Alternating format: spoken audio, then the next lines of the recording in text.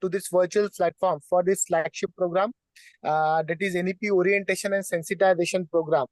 First of all, I pay my humble tribute to Vairagya Murthy Sant Garge Baba. And today we have with us a very great, eminent, and scholarly personalities for this program. And we have launched this program in collaboration with the one of the top leading and autonomous college, SIPNA or SIPNA College of Engineering and Technology, and another college is the SIPNA School of Planning, SIPNA School of Planning, Architecture Planning, Amravati. Both of the colleges are affiliated to the Sant Garge Baba Amravati University, and now the SIPNA College of Engineering and Technology is becoming the autonomous institute. Friends, we have launched this program in collaboration with this topmost institution, as UGC has directed to implement this program in the collaboration with the various HESI. The basic motive of this behind this program is that when the UGC has started this program, uh, to sensitize and make the awareness, mass awareness of this national education policy and its various dimensions, with its impactful implementation in our HEIs. And therefore, UGC has launched this program in the September 2023 with the vision to train the 15 lakh faculty members across the country. This program has been designed with the specific 8 different themes, and that themes has been covered with the all aspects of national education policy.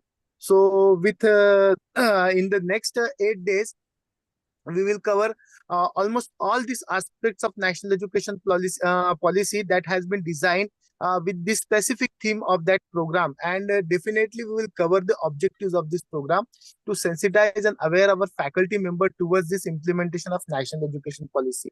Definitely, friends, being an autonomous institution at SIPNA, you have already we know that we have already undergone towards the implementation of this national education policy, but there are a number of hurdles and the changes or that concept that should be must more elaborate in that way, so that this policy will be impactful and achieve its objective that has been mentioned in the policy documents. So, friends, today in this inaugural function, formal inaugural function, today we have with us a very great, eminent, and scholarly personality, Professor Anant Marathe, sir. Sir, I extend my warm welcome to you to this program. Friends, also today we have with us the principal, respected Dr. Sanjay Kherde, sir, principal, SIPNA College of Engineering and Technology, for this program. And also today we have with us a center director, Professor Mohammad Atiq, sir, under whose able guidance we have launched this program to sensitize and train our faculty members. So first of all, I request Professor Atiq, sir, to guide us and deliver the welcome address towards this program. So please. Thank you very much, Ankit. I hope that I am audible. And Yeah, very yes, good afternoon to very good afternoon to all present here, and particularly to Dr. A.B. Marathe, sir, Dr. Kherde, sir, principal, Dr. Nilesh Kasat, sir, who took a lot of effort for making this program happen. As Ankit has pointed out, that actually we have started these activities as a collaborative activity, right? So wherein we feel that we as a HRDC and the college, it is a win-win scenario for both of them. So this activity will be a collaborative activity, and normally we do not have any kind of inaugural function, but this time we are making it happen. I would like to put on record my thanks to Marathe sir for gracing the occasion, and at the same time, I would like to thank Dr. Kherde sir for extending his support, and Nilesh Kasat sir for making this particular program happen. Right? As Ankit has pointed out, that this is basically a flagship program, and you will be, as a director of this MMTC, I would be happy to inform you that our center is one of the leading center when it comes to NEP implementation and all. So we have crossed around 2000 mark, and this is probably the 21st training program, if I'm not wrong. So we have started in September 2023, and just 1 year or so, our center has imparted or rather created NEP executors to the tune of 2000 plus, right? And the credit goes to none other than our leadership, that is Honorable Vice Chancellor, Dr. So I would like to tell you that within next 8 days, you will be exposed to NEP 2020, wherein you have got around 8 various topics, wherein the talks will be delivered to you. One of them is holistic and multidisciplinary education. The another one is the IKS, then academic leadership, institutional governance, then higher education and society, research and development, ICT, skill development, and student diversity and inclusive education. Before I conclude, I would love to give you small advice. I should say I'm a small mind to give advice, but still I feel that I am into teaching since last 35 years. So I feel that being a teacher, the only thing we need to understand in this changing scenario is we should never stop learning. So learning is basically a fundamental activity, uh, and it is much needed. Okay, so that is what I have learned throughout my little span of around 30 plus years into teaching. So we should be a lifelong learner. With this note, I once again welcome you all for this NEP orientation and sensitization program. And it's over to Ankit for further. Thank you, sir. Thank you so much for your address. Now, may I request Professor Khelde, sir, to deliver his address. Professor Khelde, sir, please. Am I audible, sir? Yes, sir, please. Okay.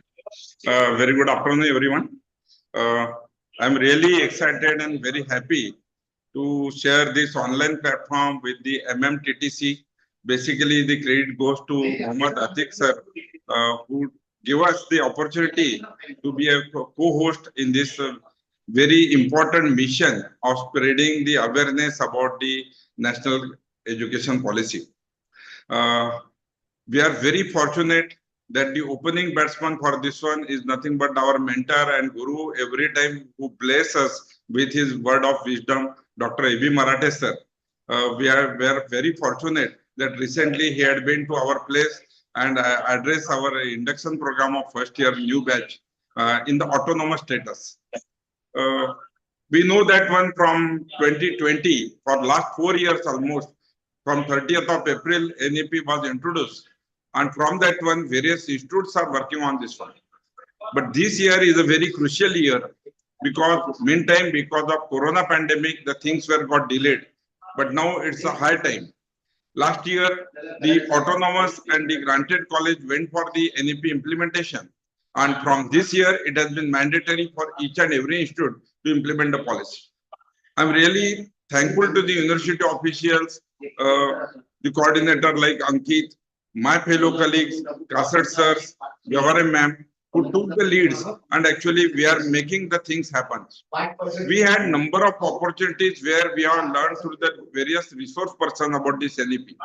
But today, to learn from the very learned person who has given his lot of time and energy in creating the awareness, like Anand Marathe sir, who is with us. Sir happens to be my mentor for several years. And the topic he is going to deal with, we know that the NCRF, National Credit Framework, is nothing but the heart of NEP. Because until and unless we don't understand what is that framework, there are so many key features of this one. But the one important comes is nothing but the credit system. Second, maybe the flexibility, or what we talk about the multiple entry and multiple exit. Second is that we need to understand that one, how the different credits are distributed. For many beginners, even it is not clear what a credit means. How many total credit a UG program comprises of, or PG program comprises of. Or in that one, what are the different segmentations? Maybe a core subjects, or maybe elective subjects, maybe foundation courses. How the total credit framework flows. And then their distribution, maybe the how many fundamental subjects or the basic foundation subject one need to study. So all those aspects for credit framework is very, very essential. And friends, as we know that the flexibility that has been offered by the NEP is the real gist, because we do have the opportunity to study the other subjects also, being a part of our minors or majors from, or you may combine the various disciplines together. So interdisciplinary and multidisciplinary is the another aspect of it. So that's the beauty of the NEP. And then for someone who would like to quit the program, there are the options for the exit also by securing a certificate or a diploma or the other credit requirements. Then in future, we may have the different option like the transfer of credits. So there are so many aspects that we, as being we are affiliated to the university earlier and governed by the AICT, we had the PERC system. So here we'll be having the credit system like ABC, Academic Bank of Credits. So many beautiful features that are combined with the National Education Policy. And today I know that no one else than the Marathe sir can do the justice with this very, very hot topic and very important. So thank you, Atik sir, for providing us the opportunity to be a part of this one, to host this one. And I will assure you, sir, that you will never get, as you find out the very right resource person, you will never get such a good stuff of the listeners also. The participants are very serious at SIPNA and will like to know from every key resource person that you are going to provide. So I hope that with this few points, I would like to hand over the things to the Ankit. Thank you, Ankit. Thank you, sir. Thank you, Professor Kherde, sir, for such a wonderful address. Yes, sir, definitely. We, in the collaboration with the SIPNA Institute of Technology, definitely will do the some kind of new and innovative things that should be implemented in our education system, and that should be the example for the another HEIs. So thank you, sir. Thank you so much. And now we are going with our towards our session that has been scheduled with the Professor Marathe sir. Before that, I would like to extend my sincere thanks to Professor Kherde sir for being with us, enlighten us, and provide this opportunity to collaborate with our university and MMTTC Center for conducting such kind of flagship programs. I would also thanks to Professor Atik sir because he is an organizer, and being an organizer, what kind of effort sir has taken, and under his able guidance, we have running this such kind of flagship programs in a very well manner. So I will extend my I would also extend my sincere thanks to Professor Kasset sir. And now, with the permission, I would like to move towards the main session. Friends, today we are going with the very most important and the crucial session. That is a concept of this national education policy with special reference to National Credit Framework, NSQF, and NHEQF.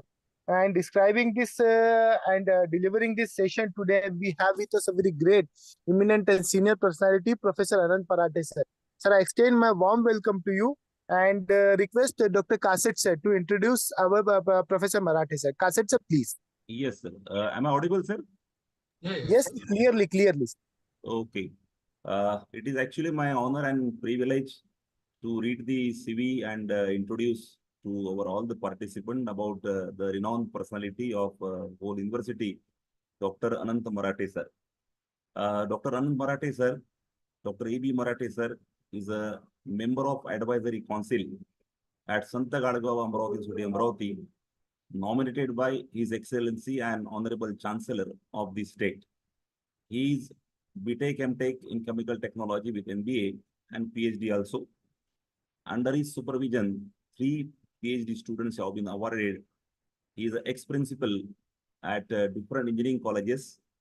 Famously, we can say as HUPM College of Engineering and Technology, Amravati, Shivaji College of Engineering and Technology, Akola, and Gharda Institute of Technology, Raigad. He is having total vast experience of 42 years, out of which 36 years in engineering colleges and 6 years as a scientist, R&D manager in Industrial Research Center. His areas of interest are chemical engineering, appropriate technology, waste treatment and management, education management, and very important is today we are going for with NEP 2020. He has published more than 60 papers in various national and international scholarly journals. He has written 2 books, out of which 1 book I already read. And he's having minor research project has completed 2 and major also 2. He got with 6 patents, and out of that 6 awarded patents, 2 patents have been gone for the industry in technology transfers. He has been awarded with a distinguished principal by CSI, Computer Society of India at IIT Mumbai. He also awarded with Excellence Award in publication category in the international conference. He also awarded Vasundhara Mitra Award at Kirloskar Vasundhara Festival. He is fellow of Institution of Engineers. He is a life member of IST, and he is also formerly the member of Academic Council, Faculty and VOS in Chemical Technology at Santa Gadge Amravati Institute, Amravati. So I welcome to Dr. A.B. Marathe sir, and I welcome to all the participants for going for this program. And fortunately, we are having today the birth anniversary of Missile Man, Shri APJ Abdul Kalam sir. So thank you very much to the Marathe sir. Please sir. Thank you. Thank you. Ankit, may I start? Yes, sir. Please, sir. Please. Yeah. So thank you, Prasad sir, for such a nice introduction. I really do not know. The way you have spoken is so high about me. I am not such a big person. I am a very small person, sir. So let me bring it to everybody's notice. Now, at the outset, let us pay our rich tribute to Santa Gadge Baba. Also, all of us must remember and should be grateful to former President of India's great scientist, missile man, Dr. APJ Abdul Kalam, whose vision was really 2020. He used to always talk about the year 2020. So it's a great day that we are interacting on this anniversary. Let us be, I am thankful at the big outset only to Honorable Vice Chancellor of our university, Pro Vice Chancellor of our university, Director of erstwhile UGC HRDC and now Madan Mohan Malviya Teachers Training Center, Dr. Atik sir, my friend Dr. Kherde sir, very vibrant and dynamic leadership SIPNA is having and really is doing best. I have been a happy witness of the work he is doing for last so many years in the field of education in general and our technical and engineering education in particular. So sir, great. We have done a very good thing for joint effort with MMTC and our SIPNA college. Nilesh sir, I am also thankful to you. And my friend Ankit, you too. Always you boost my morale and ensure that my energy level is good at the beginning of every session. So let us, friend, begin with our today's session. So please, I will like to know if, am I, sir, visible? Yes, sir. Sir, my slideshow is visible? Yes, sir. Yes, sir. Absolutely. Yeah, and I am also audible also? Yes, sir. Clear. Yes, sir. Yeah, thank you. Sir, so we will be today discussing about National Education Policies 2020, the main, you can say, framework, that is credit framework and qualification framework. So we will have our session in 2 parts, and say 1 hour and 15 minutes in our first part. We will have 10 minutes break because I know how difficult it is to continually listen to somebody for long 3 hours. After 10 minutes tea break, we will have another session of about 1 hour or 15 minutes, and 15 minutes we will keep for question answer session. Again, our first session part, we will have some background of National Education Policy 2020.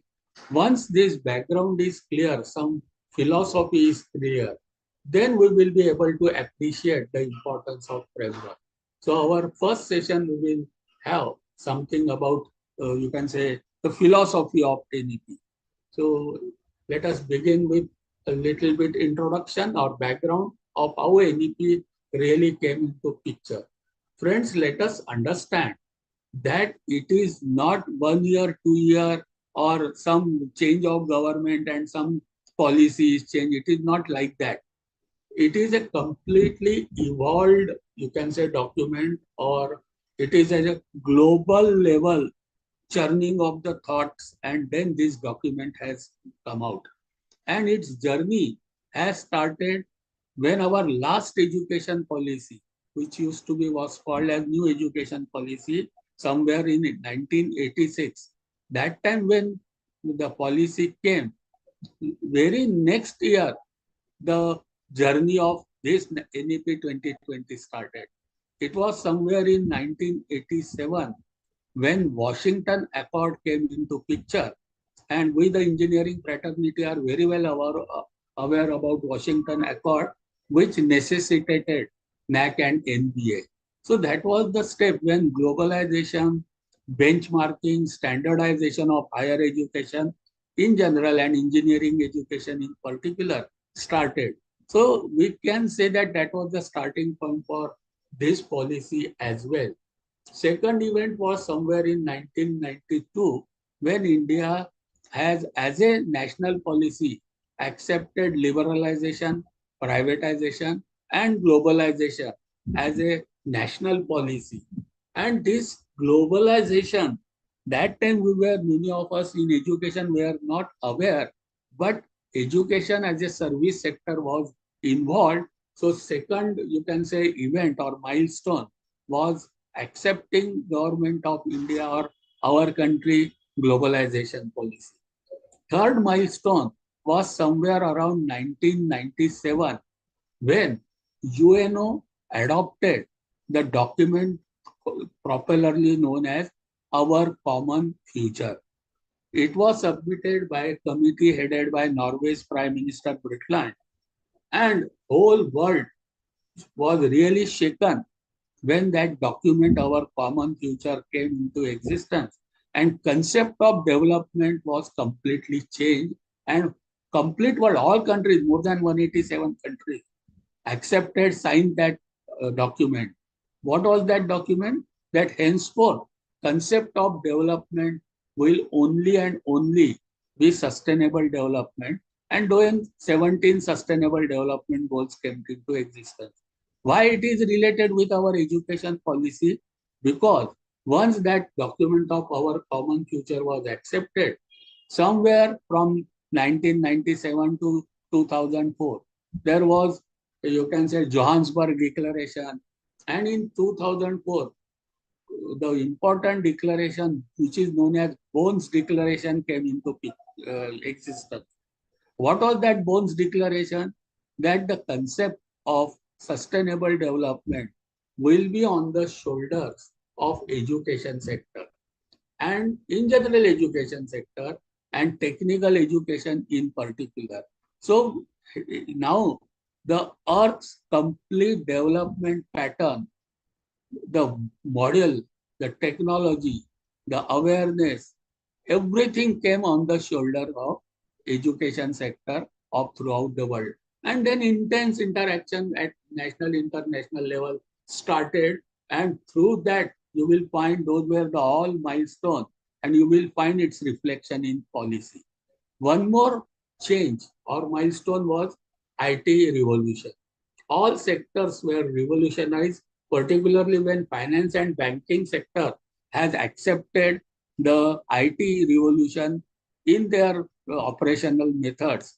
Education itself kept, you can say, away from that IT revolution of somewhere 2005.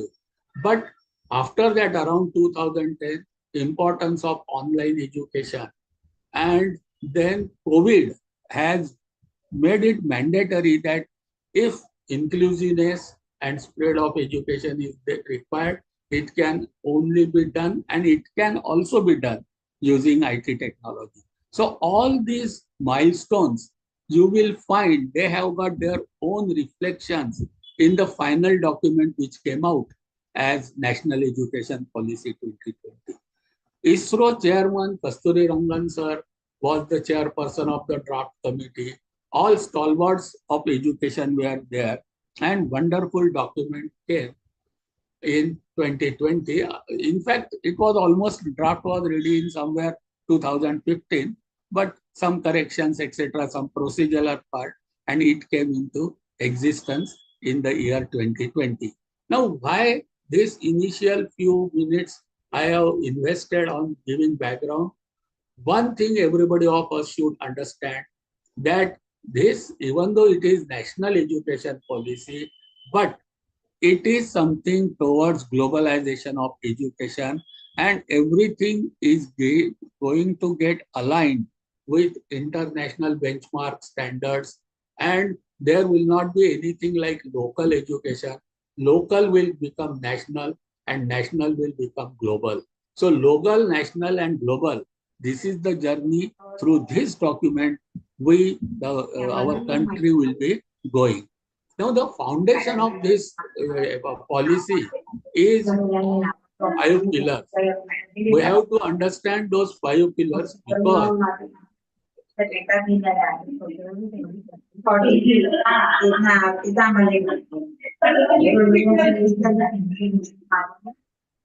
okay, should I? Yeah. That's all, madam. It will be better if on. That's all, madam. Can you please mute yourself?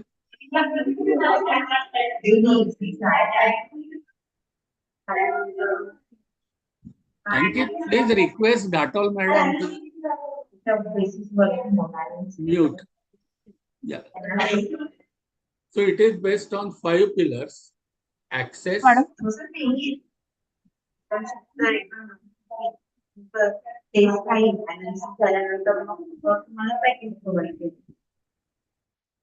yeah. So it is based on 5 pillars: access, equity. You will find they are coming from the concept of, you can say, sustainability, because equity is the aspect. Access and equity are important sustainable development goals. So these 2 pillars come from sustainability. Quality comes from, you can say, benchmarking and standardization, NAC and NBSO, Washington Accord. Affordability, again, from sustainable development. And most important pillar, probably our education system first time will be truly experiencing something different, is accountability. So whose accountability, how it will be done? So that has to be very carefully monitored, because on these 5 pillars, our NEP will be implemented. So these are the pillars of NEP. This national policy has got particularly 4 parts. It begins from school education. So truly speaking, it is the classification on the basis of age. So up till now, preschool, what we generally call as pre-primary, say nursery, lower KG or something, it was that type part of education. Preschooling was not a part of formal education, but NEP begins from early childhood care and education. So it begins from the age of 3 of a child, and through various age groups, the classification is done. So overall, this policy is divided into 4 parts. Part 1 is school education. In today's discussion, we will not discuss, because our main focus will be on higher education. So part 2 is higher education. Part 3 is other key areas of focus like professional education and technology use. And part 4 is making it happen. So making it happen is at policymakers, so that at union government, state government, and those agencies.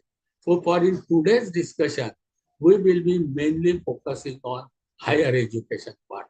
Now, our foundation part of today's discussion, we will have to understand this each and every terminology used in this policy, then and then the spirit of policy will be better known, and implementation we can plan accordingly.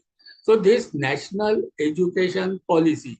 So first word was national. I told that it is national because there will not be anything like now local or state. It will be, everything will be aligned pan India, and national will be further get aligned with international or global level.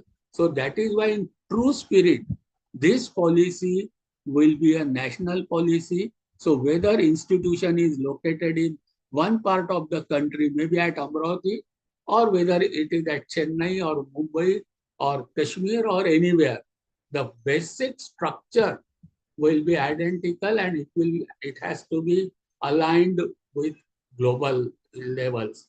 So that is how the national is important for us, because this policy, there will be academic bank of credit, there will be flexibility of change of course, change of institution. So something common has to be there. So everything will be fitted in certain framework. That is how the word framework is important when we say that it is a national policy. Second word is education. So in this policy, very clearly the concept of education is very well defined. So we have to understand it because we are in the sector of education. So once we understand the concept of education in policy, while implementation, we will not get diverted because we fully understand what is education.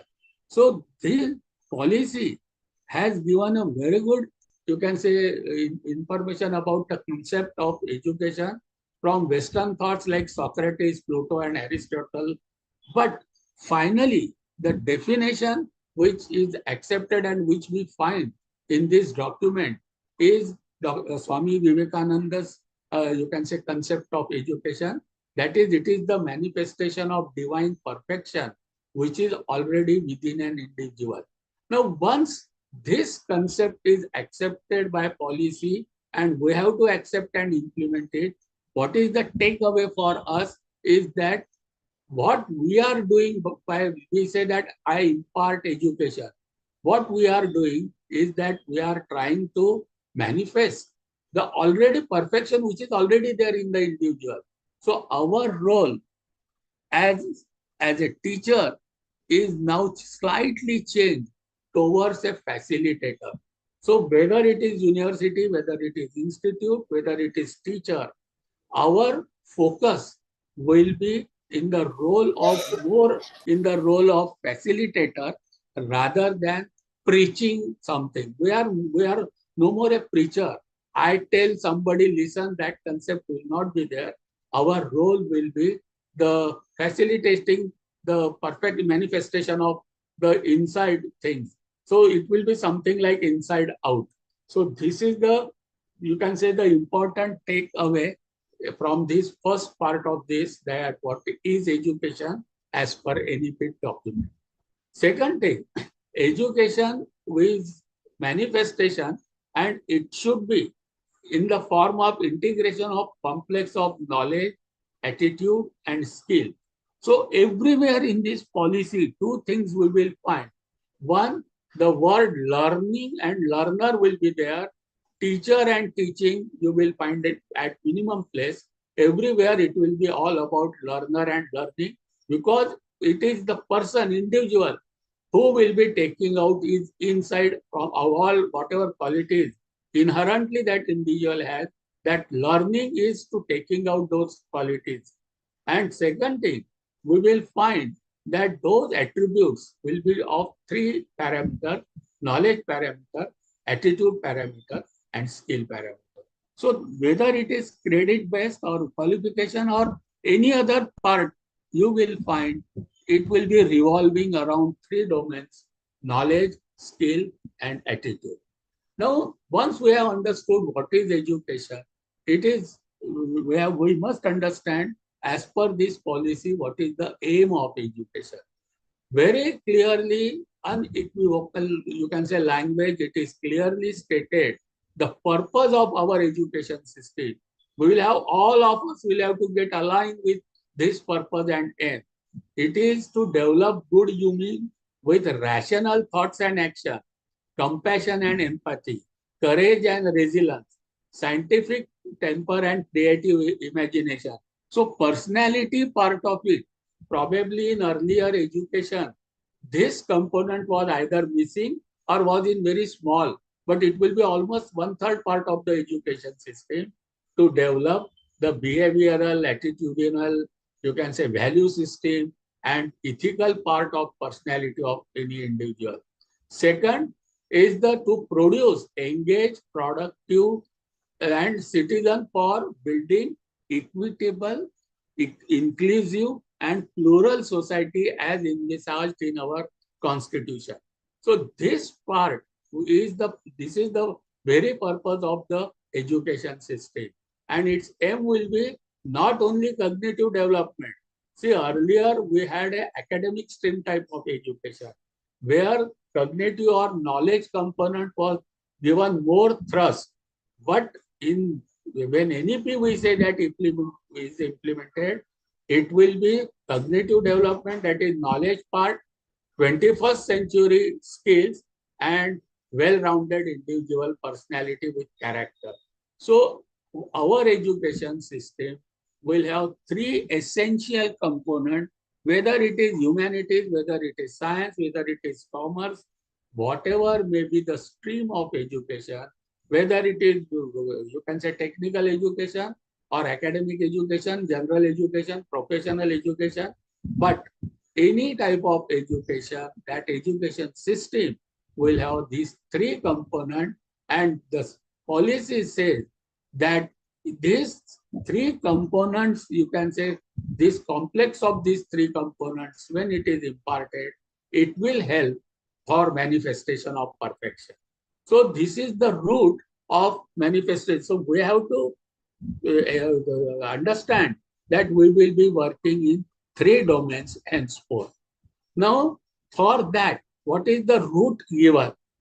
It is given that it should enable the individual to study. See, the approach will always be towards learner and learning.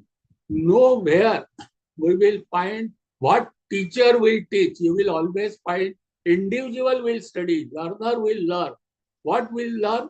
One or more specialized area of interest in deep level. So that is why major and minor comes into picture. The learner will develop character, ethical, constitutional values, intellectual curiosity, scientific temper. So this is attitude, behavior, and values and ethics, and 21st century capability across the range of disciplines. So it will be a multidisciplinary approach, including science, social science, art, humanities, languages, as well as professional, technical, and vocational subjects.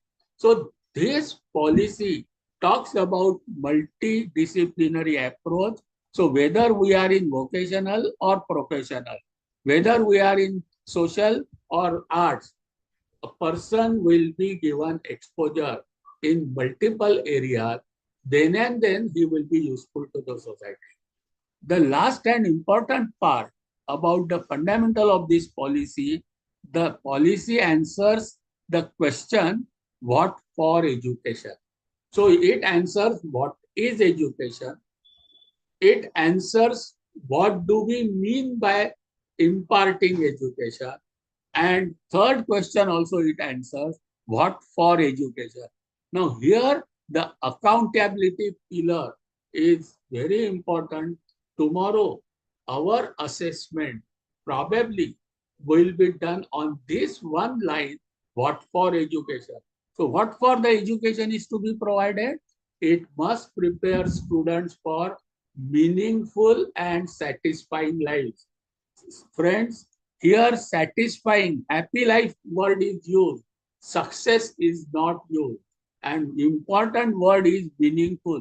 अर्थपूर्ण जीवन जगण्यासाठी we have to prepare the student so that they can lead अर्थपूर्ण and happy life. Number one. Second is we have to prepare students for their future job roles, their work role. So even though a student is in first year, second year or third year, whatever we may call, but we have to keep eye what the student will be doing after 2-3 years of passing from the educational institution. So if student is taken admission in 2024, we have to keep eye on 2000, you can say 27, 28, when the student will pass out somewhere 28 and he will be going to workplace. So around 230, what type of job role and work role the student will be doing after 2-3 years of graduation, we have to prepare student for that. Remember, friends, that responsibility is on the shoulder of education sector. So when that pillar accountability comes, we will be assessed whether our students are leading meaningful and satisfying life, whether they are able to do their job roles, and third, to enable students for economic independence. So what for education? The education is to prepare students for these three factors. And who will do it? So we, the institutions, and we, the teachers, have to do. So there our accountability will be in this area. Now, once we have understood what is the fundamental, you can say, background of policy, then what is the, you can say, policy, you can globalized or nationalized policy talks about what is education, what for education, what is expected in this education, now how to go about it. So implementation part of it. So the policy states, now this for all BOS people and those who are involved in framing of syllabi, they should understand probably this line, that this policy expects that education will move towards less content. So many things are not to be stuffed into these courses, because everywhere course objective learning outcomes are, they have to be given, and things have to be put as per the level and its learning outcome based. So policy states that it should have less content, it should move towards more learning, more critical thinking, problem solving, creating, multidisciplinary approach, innovation, adoption and absorption of new things in novel and changing field. So this should be the approach of our course content, evaluation, and ultimately this is what we have to go when we implement it. And again, I reiterate that we have to not only develop cognitive capacity, but both foundational capacity, higher order capacity, critical thinking, problem solving, as well as social, ethical, and emotional capacity. So again, we will be working in 3 areas, and those 3 areas will be of higher order. So this is a clear mandate given to us when we frame the syllabus, when we deliver the syllabus, and when we assess or evaluate our student. So this is how we have to go. Now, in this policy, the important part is multidisciplinary nature. So up till now, airtight compartments of different types of education was there, but henceforth, those airtight, watertight compartments will vanish and approach will be of multidisciplinary nature. So we should understand what do we mean by higher education and what are various types of education, so that it will help us when we go for implementing the integrated approach. Now, as per the Government of India's official document, the higher education, because we will be talking today about only higher education. So what is higher education? So government one document states that it is defined as education which is obtained after completing 12 years of schooling or equivalent. So it may be online, offline, formal, informal, any type of open schooling or formal schooling, no matter. But after completion of 12 years of schooling or equivalent, and minimum duration after 12 years should be of 9 months. So any education after 12 below full-time 9 months will not come under higher education. Or after completing 10 years of schooling and duration of at least 3 years after 10. So when we say we will be talking about higher education, we will be talking about that type of education which a student undertakes after 12 years of schooling, and after 12 it should be of minimum say 1 year. Only that type of education will come under higher education. Now this education, earlier there were very tight compartment, but generally the education types are general education, vocational education, professional education, and technical education. So we have to, generally vocational education we will understand in little bit detail, because NEP envisages the integration of vocational education into technical education, general education, as well as professional education. So everybody of us must understand what is vocational education. And then general education means say BA, BCom, BSc, generally academic stream education, we call it general education. Professional education is say about technical little bit education like engineering, management, medical, law, where it will be of course multidisciplinary, but trust and societal needs are more addressed by those professionals. So those who become professional, that type of education is professional education. And technical education, we know AICT defines it. Say polytechnic diploma education is also technical education. Engineering education is also technical education. But diploma education is not professional education, while engineering education will come under professional. So let us understand what are these types of education. And the courses in Indian higher education institution will be generally qualified in two categories: STEM courses and non-STEM courses. So science, technology, engineering, mathematics, those are called, will be called as STEM courses, and generally commerce, art, business management, humanities, social affairs are generally called as non-STEM courses. So courses henceforth will be STEM courses or non-STEM courses, and it will begin from even schooling concepts. There will be baskets of STEM courses, baskets of non-STEM courses, and approach will be multidisciplinary approach. So let us understand what are the types of education. Once we understand this type, then it will be easier for us how those will be integrated or multidisciplinary approach, how it will be there. And why I am talking about vocational education initially, and that to little bit more depth, because at number of places, the policy states that vocational education will be integrated in academic education. So hey, whatever may be the, whether we are from arts, commerce, science, engineering, management, the relevant vocational part of education will also we will find in our higher education system. So NEP talks about vocational education quite in detail.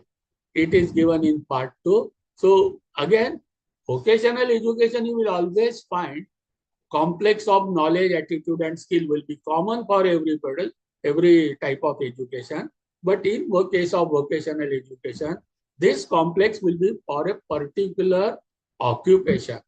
So this vocational education presently distinguishes from academic education in close linking of knowledge and skills to specific practical challenges and work situation in the economy. So this is how vocational education distinguishes itself from the academic education. So it aims for students to acquire defined set of practical competencies in specific areas of work in economy that requires knowledge, skill, and attitude related to that field of work. So this is the vocational education part of it. Presently, this vocational education is looked down. बाकी काही जमत नाही त्याला आम्ही MCVC कर, that type of approach is there. But NEP strongly objects, and they want vocational education to be part of higher education also. The vocational education prepares people to work in trade, craft as a technician or in support roles of professionals like technology, travel, tourism, agriculture, business, commerce, computer science, etc. This craft vocation are based on manual or practical activities and they are related to specific trade and occupation. So this is how the vocational education is generally considered as, typically you can say, up till now were considered as a inferior, which was not, but psychology was like that. So earlier it started with apprenticeship system only, and then it has come into regular, you can say, in terms of education system also. So it is provided generally by ITIs or local community colleges.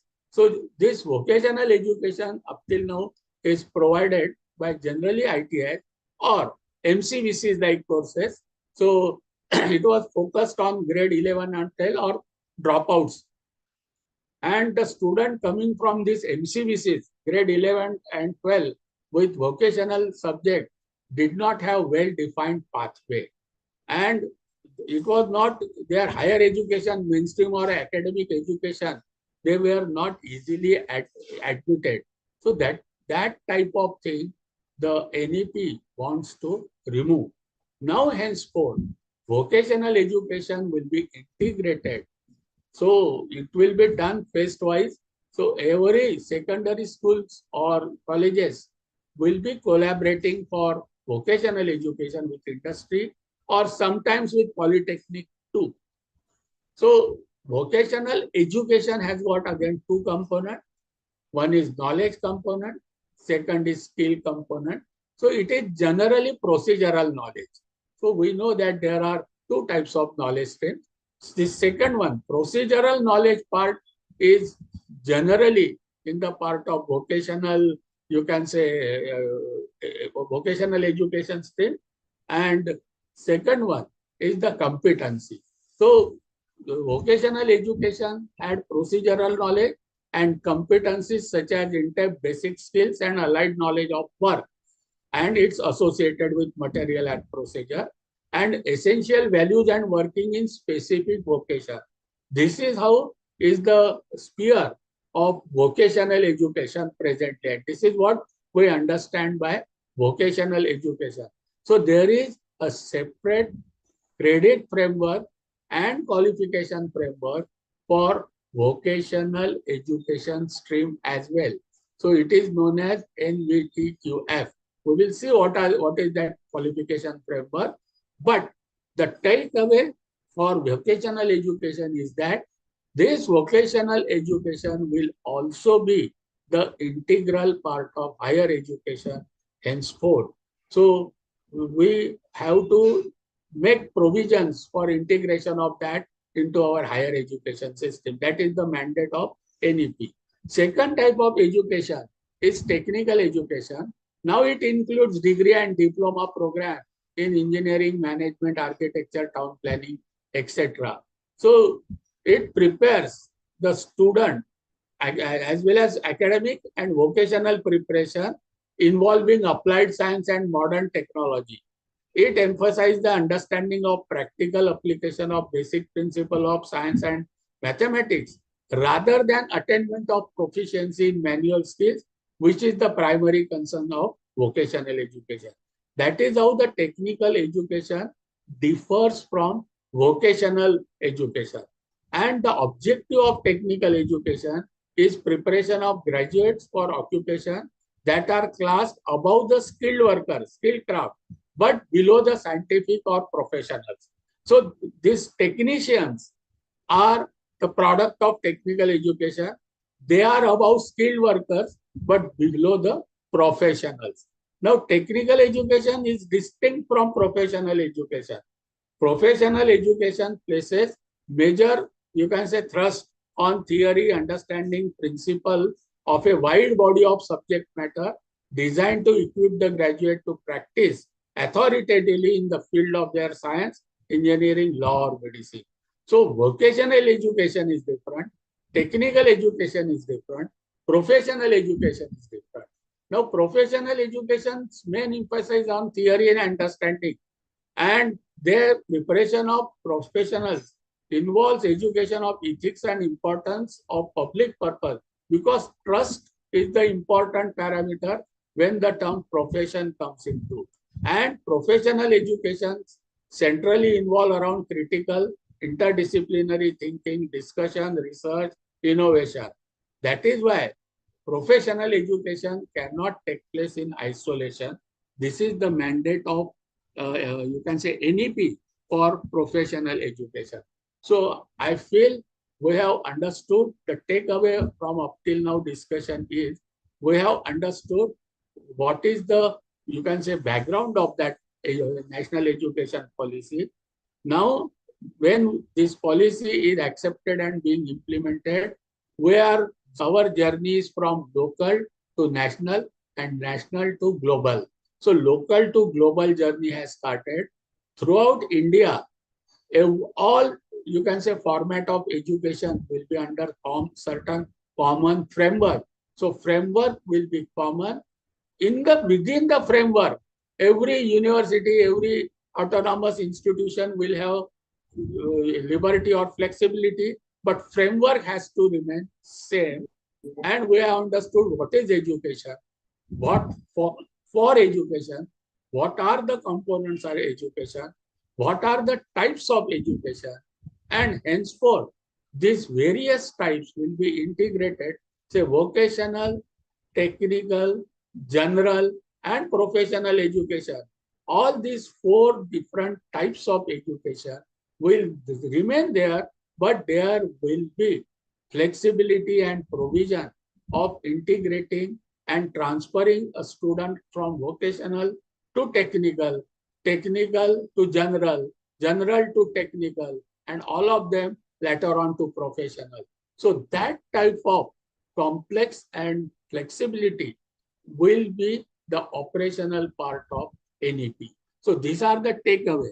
Now, as I was saying, complete education, whenever we will use the word education, let it be school education or higher education or any type of education, technical, vocational, professional, general, it will have 3 domains.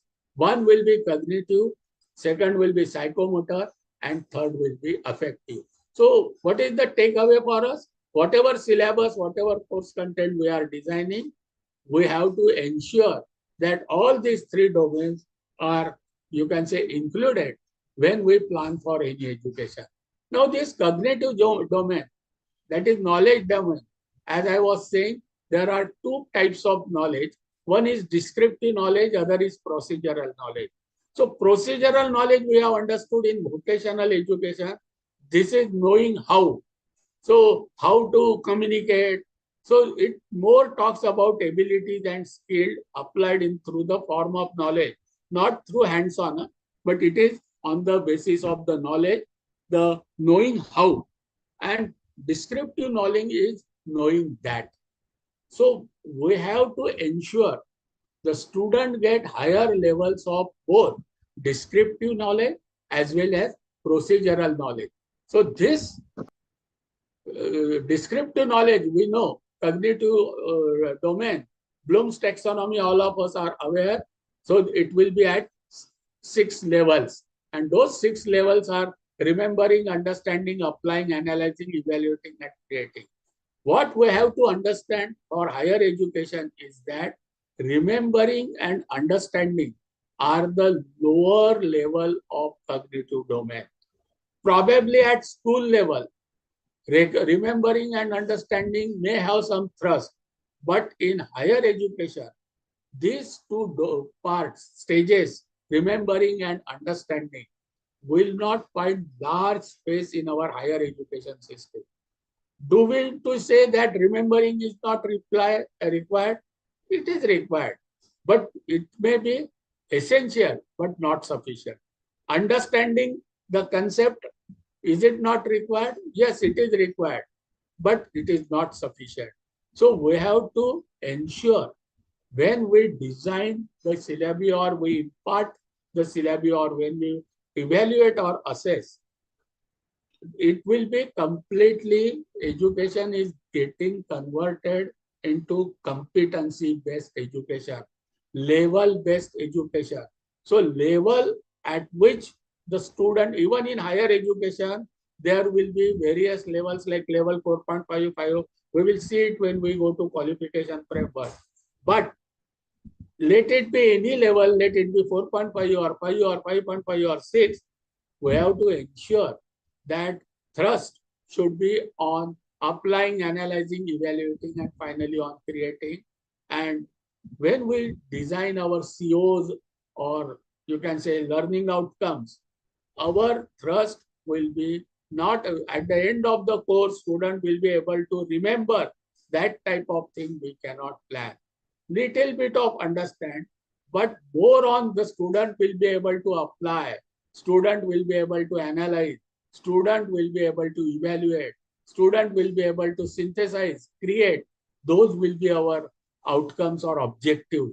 That is why we should understand in cognitive domain also, we will be working in two types of knowledge. Procedural knowledge is also required, descriptive knowledge is also required, but whatever may be the knowledge, we will be operating mainly on higher levels of this Bloom's taxonomy, this domain. This is what is the takeaway from this discussion.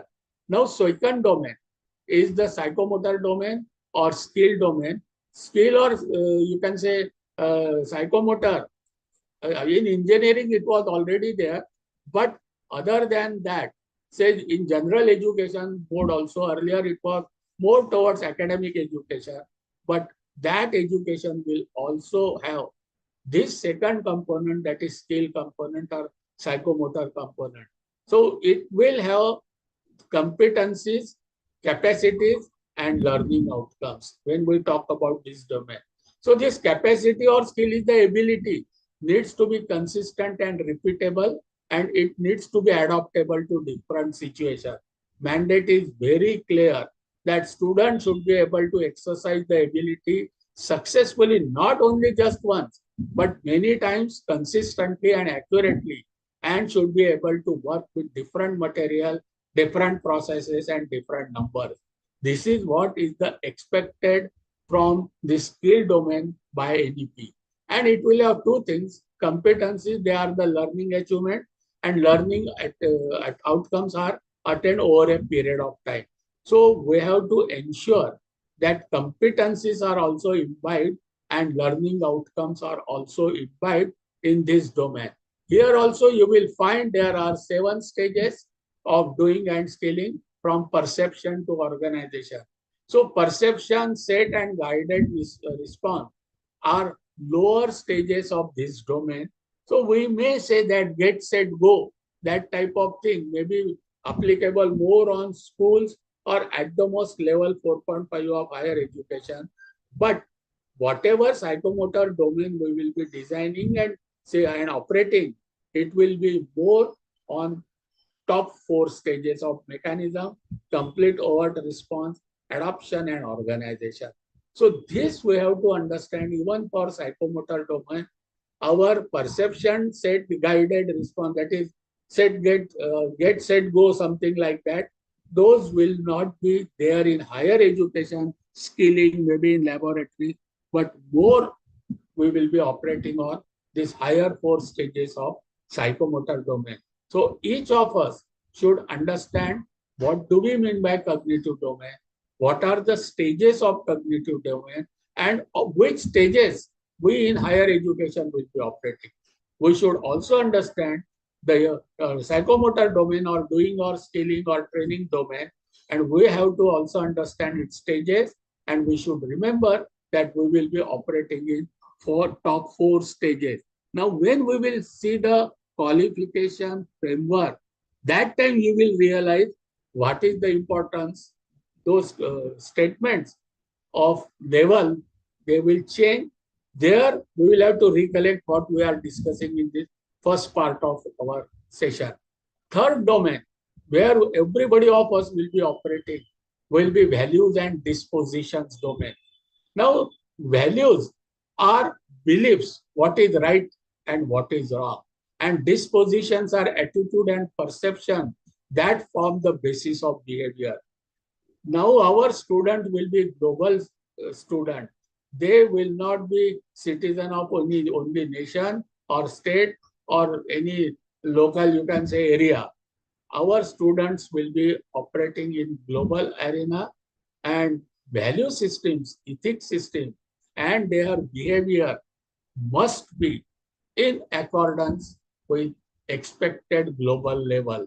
So for values and these dispositions are source of motivation for doing. So whatever knowledge they will gain and they will apply, the basic, you can say, source of motivation for applying their knowledge will be what type of value systems and disposition system they have inherited.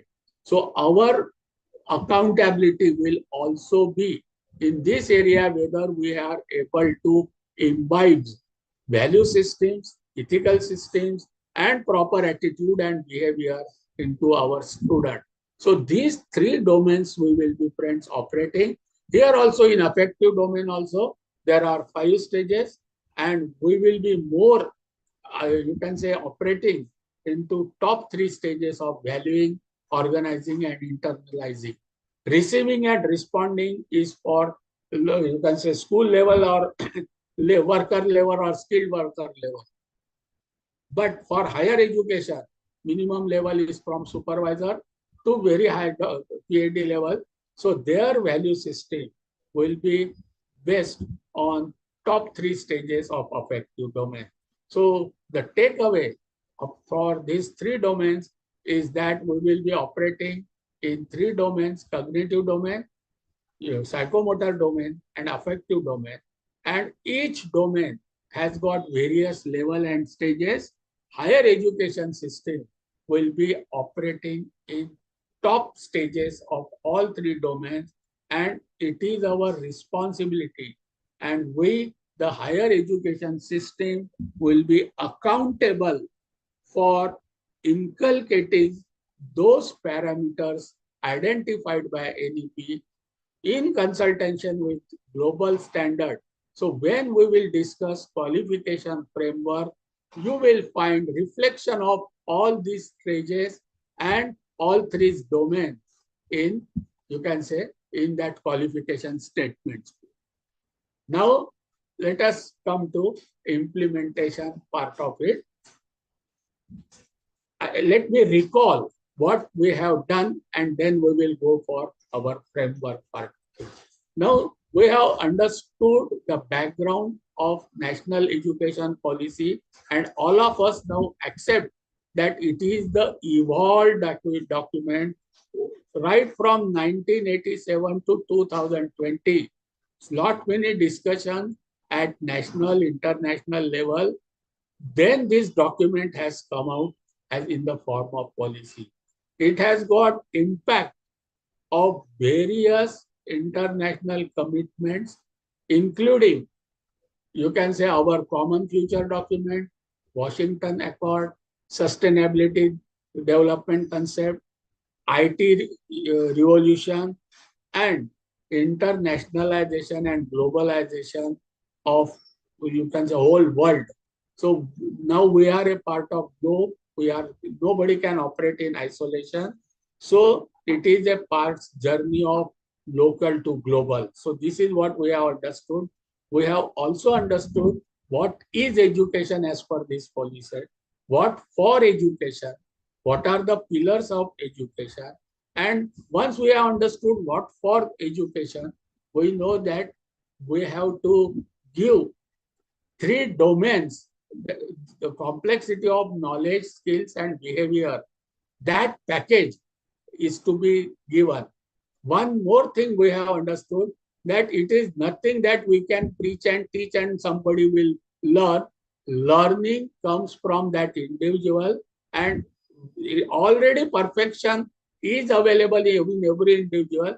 Our role is to facilitate for manifestation of that, and it should come out through three domains. We have also understood what are those 3 domains, what are types of education, say vocational, general, technical, professional. We have understood 3 domains and their stages. One thing is very sure, our way will be nationalized, giving some template, some common framework, wherein irrespective of the location, everybody will be operating under common framework. And in that framework, everybody will be operating in 3 domains. In that domain, everybody will be operating at higher stages, and that is the basis of, you can say, now NEP. When it comes to implementation, we have to, some common framework is provided as an instrument by authorities as a part of NEP. We have to understand whether we are in X college or Y college, X university or Y university, X state or Y state, everybody will be operating under this common framework. So we have flexibility to work inside the framework, but we do not have any flexibility to break this framework, to go out of this framework. So all those BOS members, all those, you can say, responsible at positions in the education system, and we the teachers as well, should understand the framework. And one thing we must take in mind, everybody will be operating under this framework. Within framework, you have got flexibility. You have no flexibility to change and have your own framework. So let us understand what this framework is given. I think, Ankit, should we stop for 10 minutes?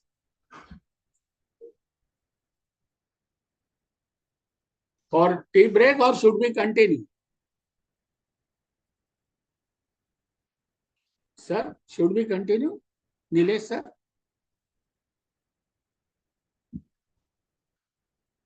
Hello? Ankit sir.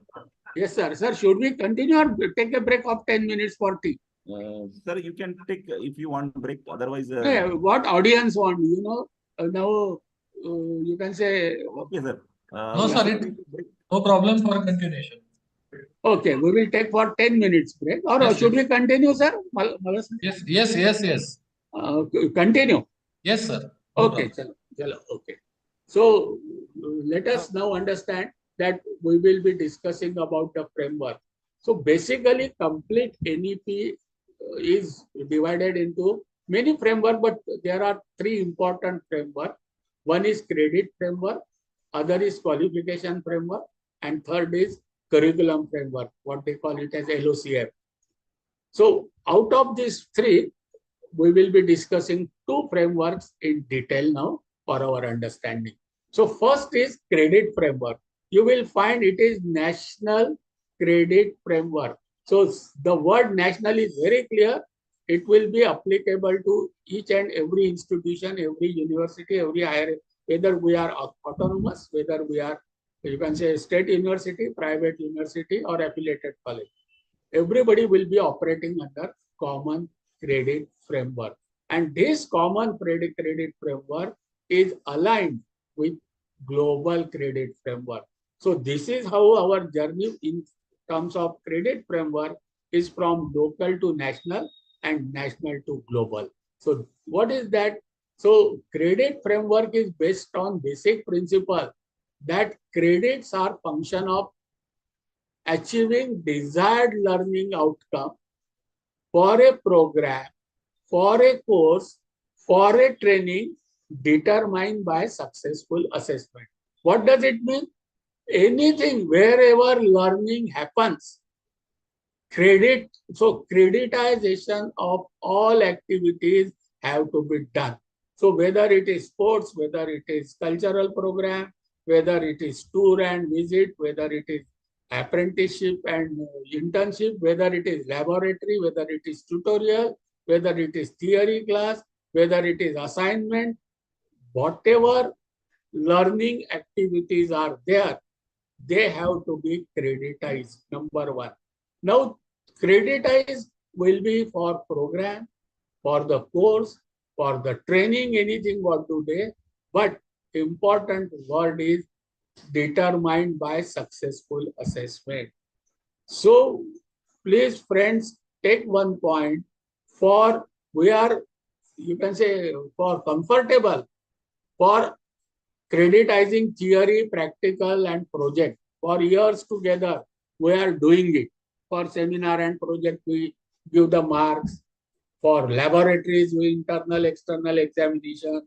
For theory, internal assessment, and university external examination.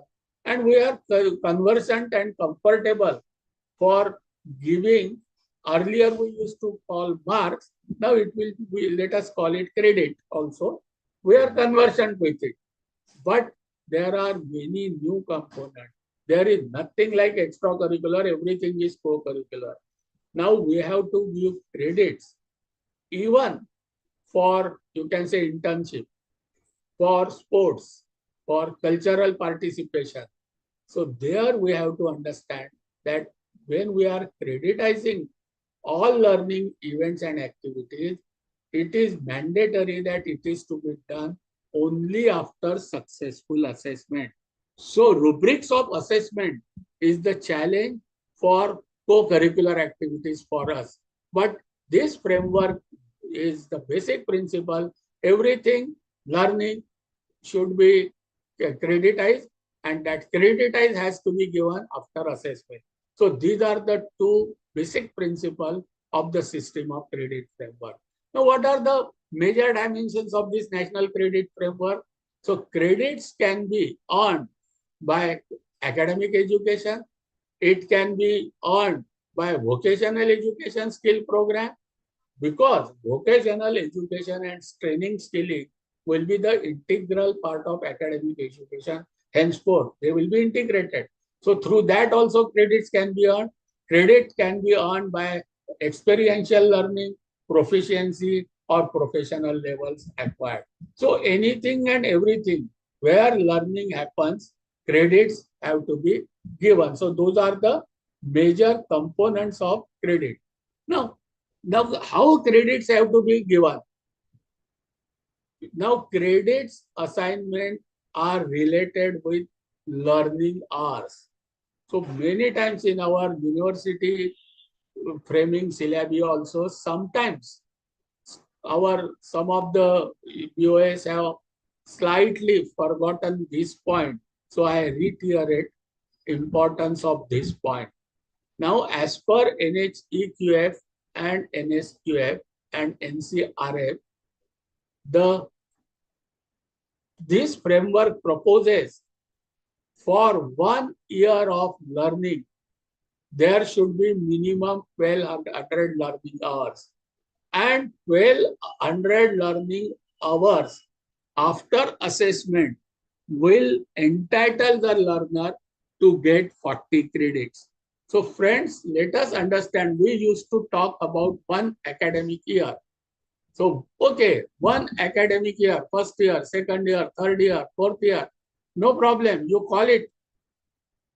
But that 1 year means 1200 learning hours. So when we say, earlier what we used to say, 1 year consists of 2 semesters. Okay. 1 semester means 90 teaching days. Okay. This was our definition. Now, as per National Credit Framework, 1 year means 1200 learning hours, and 1200 learning hours means 40 credit. Now, every semester will have 600 hours of notional learning, then it will get 20 credit. Now, if later on I will show how this even 1 semester consists of 15 weeks. So what will be the notional learning hours per week? According to that, our weekly timetable and our weekly teaching learning scheme should be there. There is provision. A fast learner can take even more than 1200 learning hours. So he has got flexibility to earn more credit also, additional credit also. But minimum credit a student have to earn in 1 year is 40. That is why our each semester consists of minimum 20 credit. A fast learner can earn more than 20 credit also. But on an average, everybody will have to earn minimum 20 credits in 1 semester, and 20 credit must be accounted for 600 national learning hours.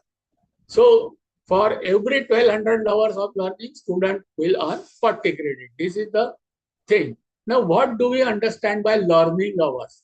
That is also very clearly given in National Credit Framework. So components of learning will be, of course, classroom learning, tutorial learning, laboratory, practical, project, incubation lab, as well as examination, class test, other assessment, active participation as a curricular structure leading to experiential learning, fine art, music, handicraft, traditional heritage work, debate, discussion, essay writing, recitation, story writing, celebration of festivals in institute, music performance, drama, contest competition, hackathon, Olympiad, self-defense classes, value education classes, career counseling classes, everything comes under, you can say, learning hours, and everything has to be creditized. Sports, games, physical activity, yoga, life skills. So complete field visit, vocational education, projects, internship, apprenticeship, on-job training. So everything, wherever learning happens, will come under learning hours.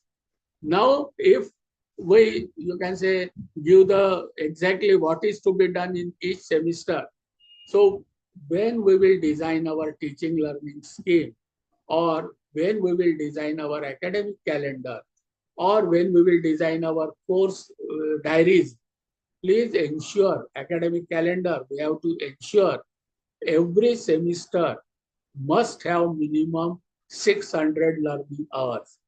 Generally, we say that their minimum requirement is of 90 teaching days and learning weeks are 15 to 18.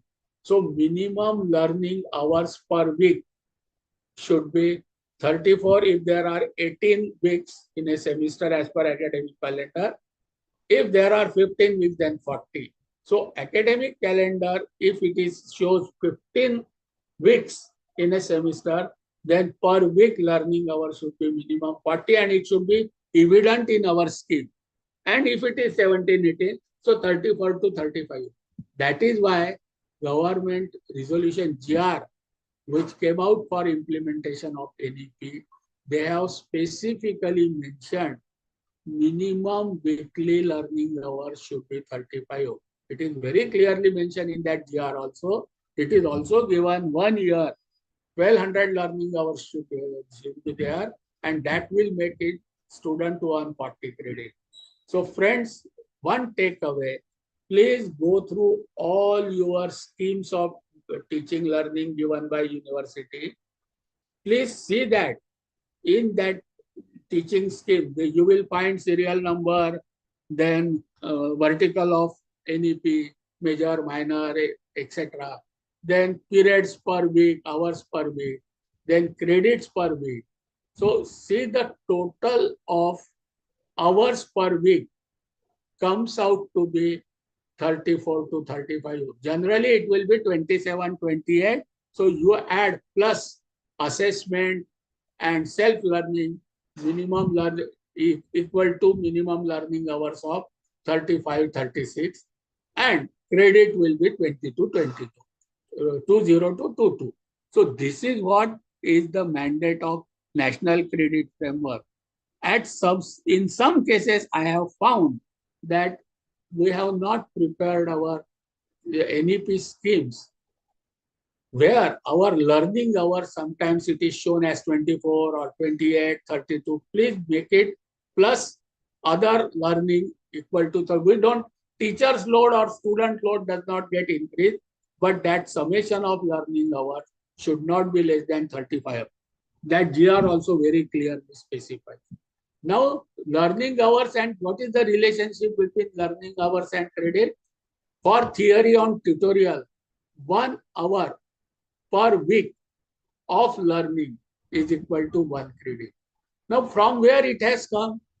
National Credit Framework says that 15 hours of learning of theory or tutorial in a semester equal to 1 credit. Now, this 15 hours, there are 15 weeks. Therefore, 15 hours in a semester, so divided by 15 weeks comes out to be 1 hour per week. That is why when we have got 3 hours, certain subject is having 3 hours of learning in a week, so it will become a 3 credit course, because that student will be learning that course in 1 week 3 hours. So in 15 weeks 45 hours, and 45 divided by 15, again it comes to 3. That is how weekly learning hour becomes the so many credit courses. So suppose we have got certain courses having 5 hours of learning per week, so it will be a 5 credit course. There will be certain course having 2 hours of learning per week, it will be 2 hours, a 2 credit course. Friends, always use the word learning. So never use that 2 hours is teaching. Now in NEP, how many hours of teaching you have done is not important. How many hours of learning has been done, that is important. So in our teaching examination scheme also, earlier we used to write teaching hours, LTP. Instead of teaching, use the word learning. So learning hours, theory, tutorial, and practical. So it is now learning, it is not teaching. So that care we have to take when we say that we are implementing national credit policy. Similarly, for practicals, 2 hours of learning is 1 credit. So if suppose there are 60 students in a class, so there will be 3 batches. So for a teacher, engagement will be of 6 hours, but for an individual teacher, a student, learning will be for 2 hours. So it is not on teaching, it is on learning. That is why 2 hours of learning for practical will account for 1 credit. So in theory and tutorial, suppose how many hours per week we are having, that will give so many credits. For practical, half of the hours of practical project will entail to get 1 credit. So this is how hours are converted into credit. Now, credit will only be earned after successful assessment. What does it mean? Suppose there are 3 students in a class and 1 student did not get minimum passing mark. So we call him as a fail. In fact, in NEP and credit system, there is nothing like passing failing. But for the sake of statement, let us say that a student did not pass that subject. So, okay, he has secured less than 40% mark. Second student has secured 40 marks exact. And third student has secured 90 marks. So how many credits these 3 students will be getting?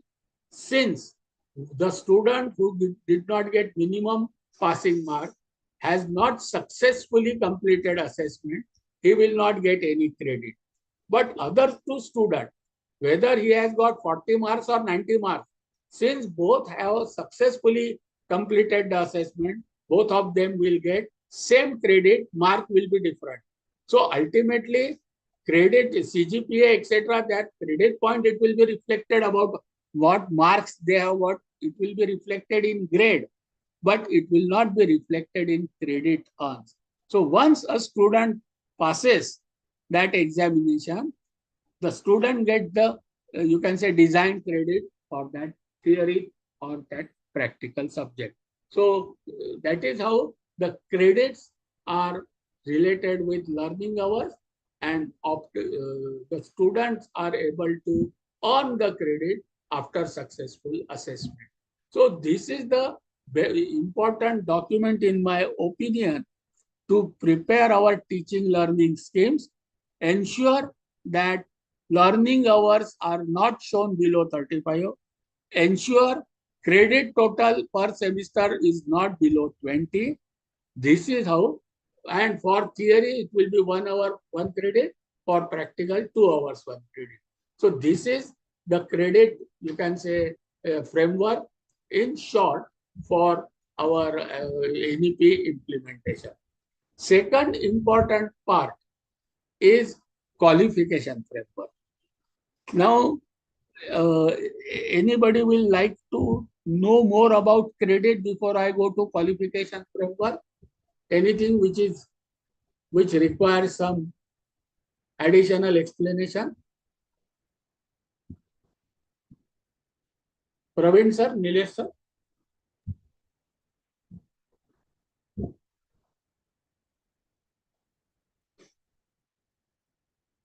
Anything you want me to explain on credit framework more? No, sir. Right now, it will be very much clear. The Okay, sir. credit framework is very much clear. You focus once again on the same topic for the framework, and it will be very much clear, sir. Okay. Thank you. Now, only one thing I will like to bring to your notice.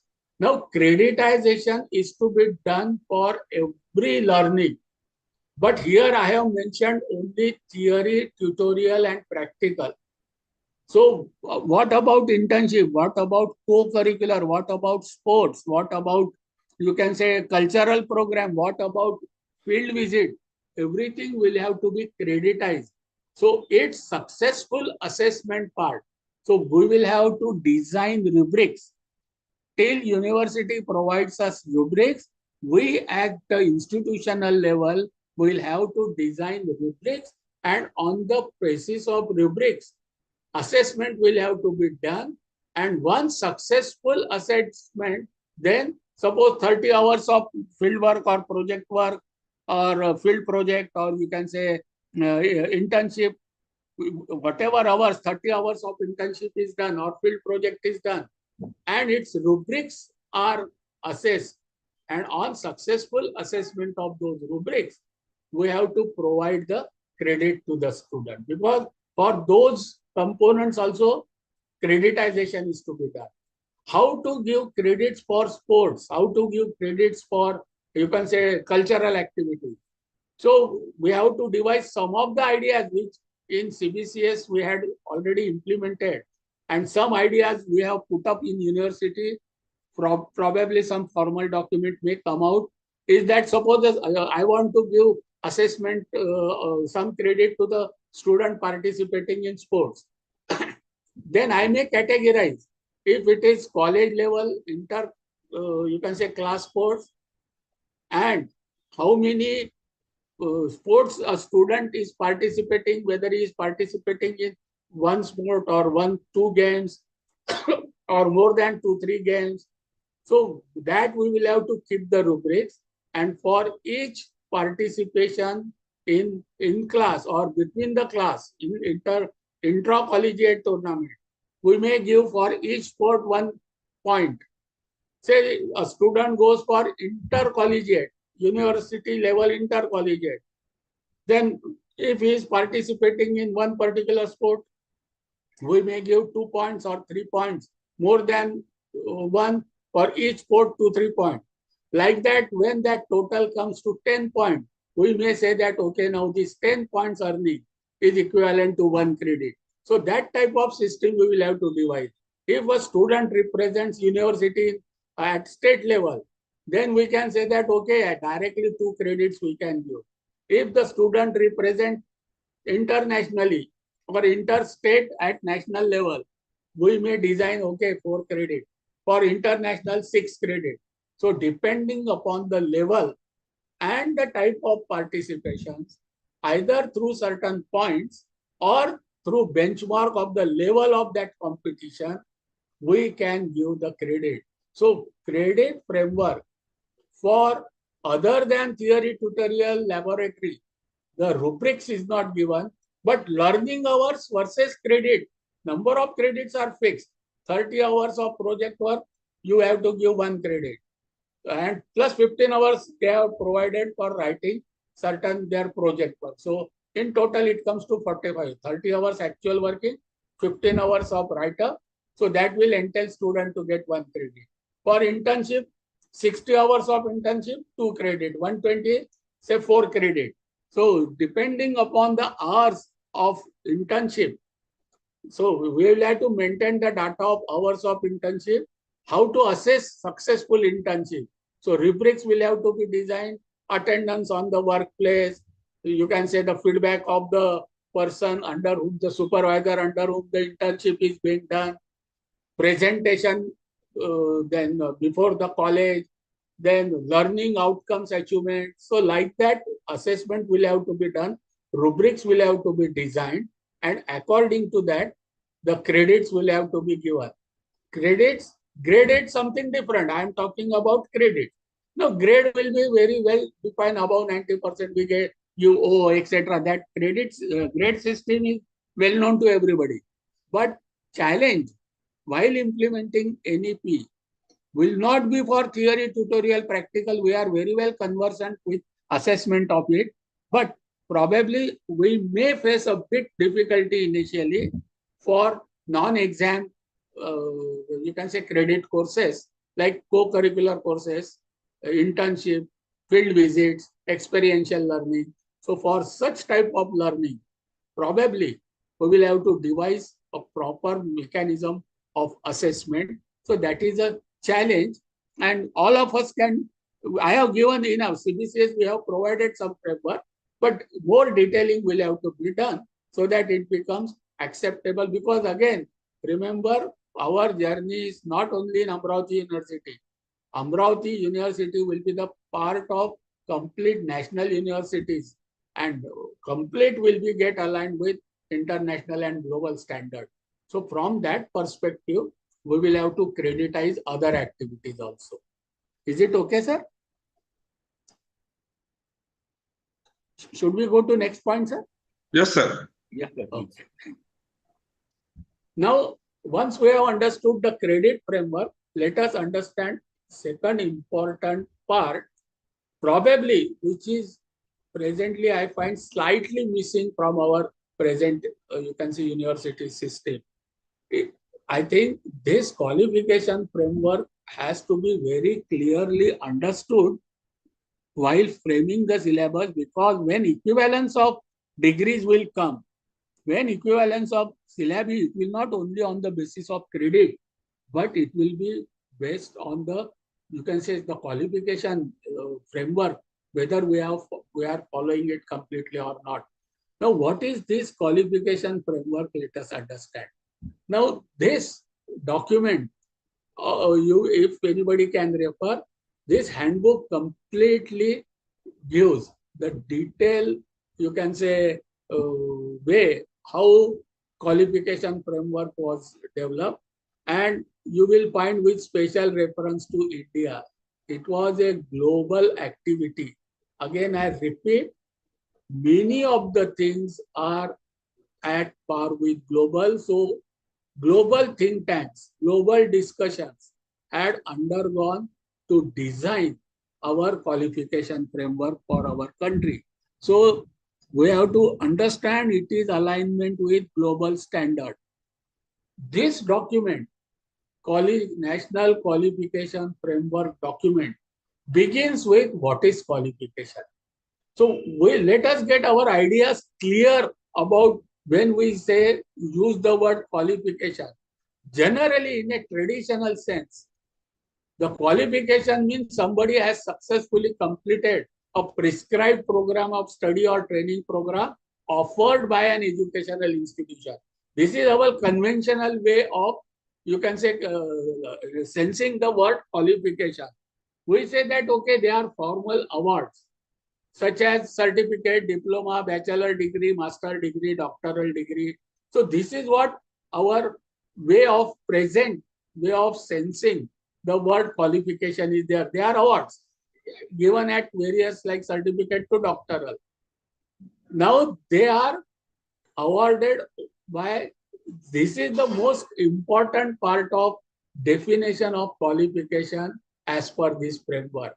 Now, qualification has to be awarded by competent authority, which is recognized competent authority.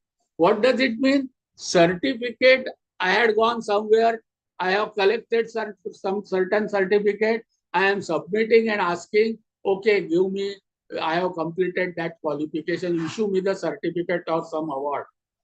That is not there in NEP. That qualification which is awarded has to be by competent authority. So we know very well, we all engineering teachers are very well aware of this term competent authority, because for admissions, competent authority is there, fee fixation is there. So everywhere we use the competent authority. So here in NEP, the competent authority is college and recognized or university. Now one part that has to be awarded by college and university. So anybody, I go to some shop, do something and get certificate, that will not be valid, number one. Second thing, that award should be in recognition of attainment by the student of expected learning outcome. What does it mean? For any training, any program, any study, expected learning outcome should be first designed, and after student attend that program, the student must be assessed on attainment of this expected learning outcome. Then only it will be called as successful completion. So three things are important. Duration is important. Attainment of expected learning outcome is important, and certificate issuing authority is important. So if these three conditions are satisfied, then and then only this award, maybe of certificate or anything, will be considered as a qualification. This is the first principle or definition of the term qualification in National Qualification Framework.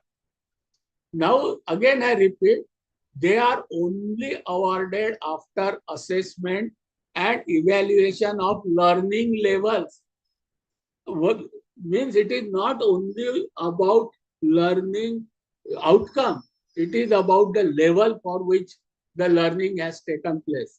See how this is very important to understand. I say that my student is in level 5 or second year. So I issue a diploma certificate because he has completed level 5. But tomorrow when National Testing Agency may come into picture, they will validate the level by conducting their own assessment. And if they find no student has achieved only 4.5 level, our certificate may say it is level 5, but national certificate may say it is level 4.5. And then student will be termed as achieved the level of 4.5, that is certificate instead of diploma. So when NEP will be fully implemented, we have to take care in our university or in our autonomous colleges that what level we are claiming, what are the learning outcomes of that level given in national document. Our, you can say, teaching, what we call our students' learning, should be of that level, and assessment and evaluation should prove that the student, when we are issuing some diploma, it is the attainment of level 5, say. Henceforth, in my view, all accreditation system will change their assessment parameter towards assessment and evaluation of learning outcomes of a given level. They will ask us, you are saying, okay, we are giving degree BE, show us the learning outcome of your first year level 4.5, 5 level 5.5, 6 level, and show us the document where you have assessed, evaluated, and claiming that student has successfully attained learning outcome of level 6. This is what is important part of this document when they define the qualification. Because see, I will now read that statement again. Qualifications are awards after assessment and evaluation of learning levels by a competent authority that determines the achievement of the student of the expected learning outcome to the given standards. So each word, if we see, so some standard will be there, mapping with that standard will be there, achievement is to be established, and then qualification is to be awarded. This is what is the basic foundation of National Qualification Framework. So each qualification is aligned to an academic credit system based on attainment of defined learning outcome and academic workload of the student. So learning hours, so duration and learning outcomes. So what are the important? So that qualification will be aligned with credit. So minimum so many credits have to be earned, then only that qualification will be given. That credits will be with respect to certain level, and that will be with respect to learning hours, that is academic workload.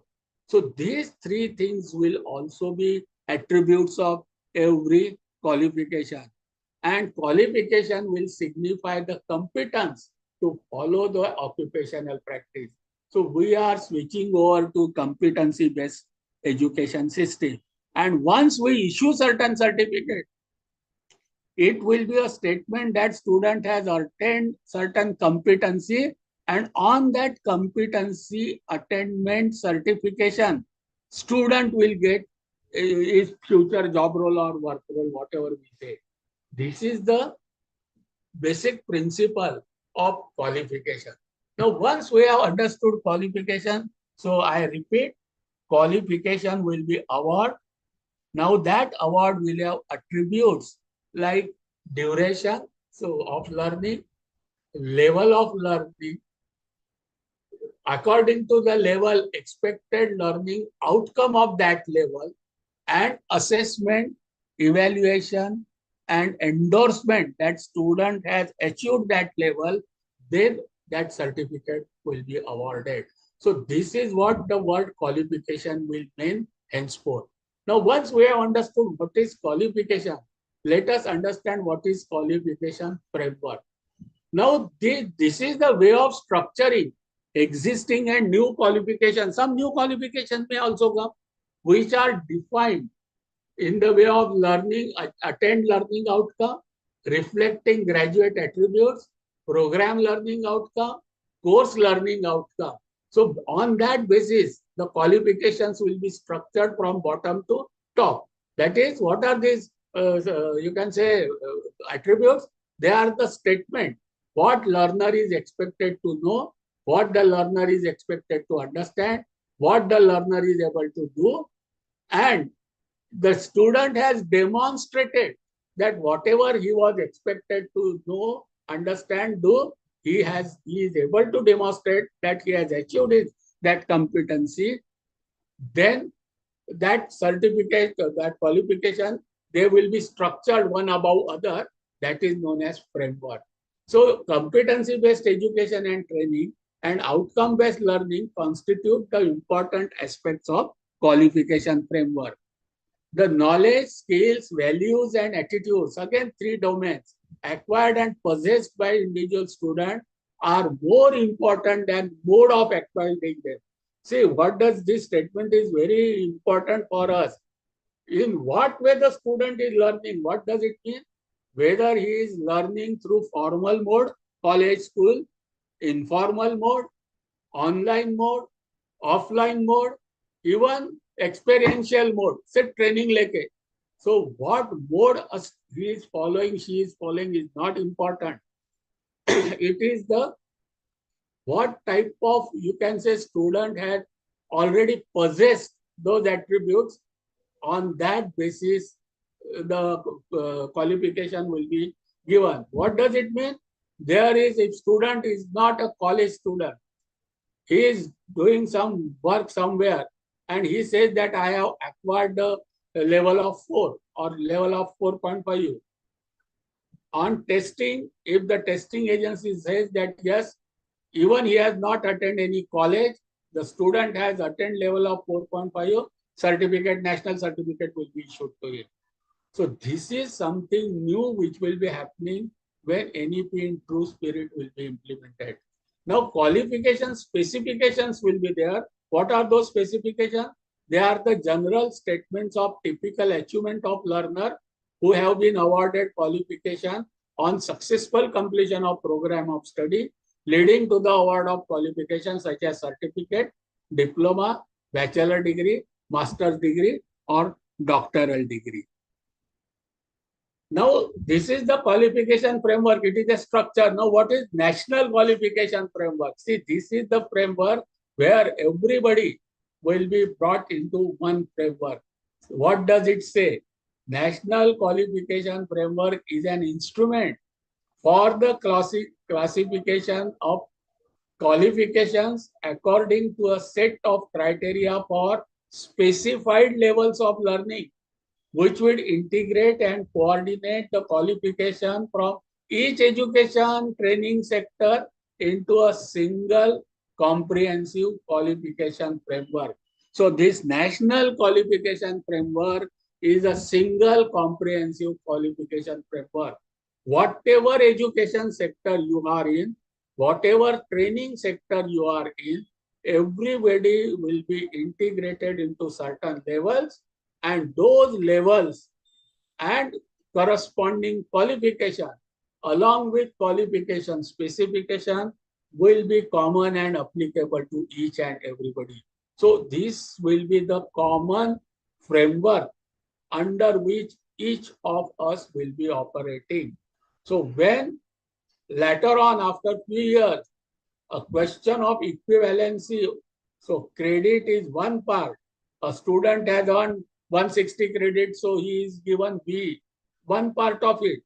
Second part of it is when we are awarding degree, whether the student we have verified and certified the attainment of expected learning outcome of level 6.5 with 4 years duration and attending 160 credit. That what will be the meaning of degree, 4 years degree. And this will be common for X university, X institute, or Y university or Y university or Y college. This will be common for everybody. So all of us will be operating under common national qualification framework. Now this common national qualification framework is aligned with international qualification framework. I will just give 2-3 slides on this because we have to understand, I repeat, it is a journey from local to global. Everything is aligned from local to national and national to international. And our national qualification framework is also based on international qualification known as Bologna process.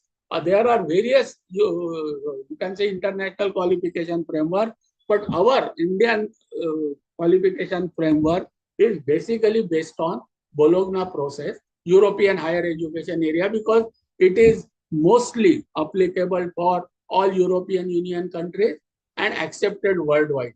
That is why Indian national qualification framework is derived, or you can say is aligned with whatever word we can call, with the European qualification framework, which is called as Bologna process.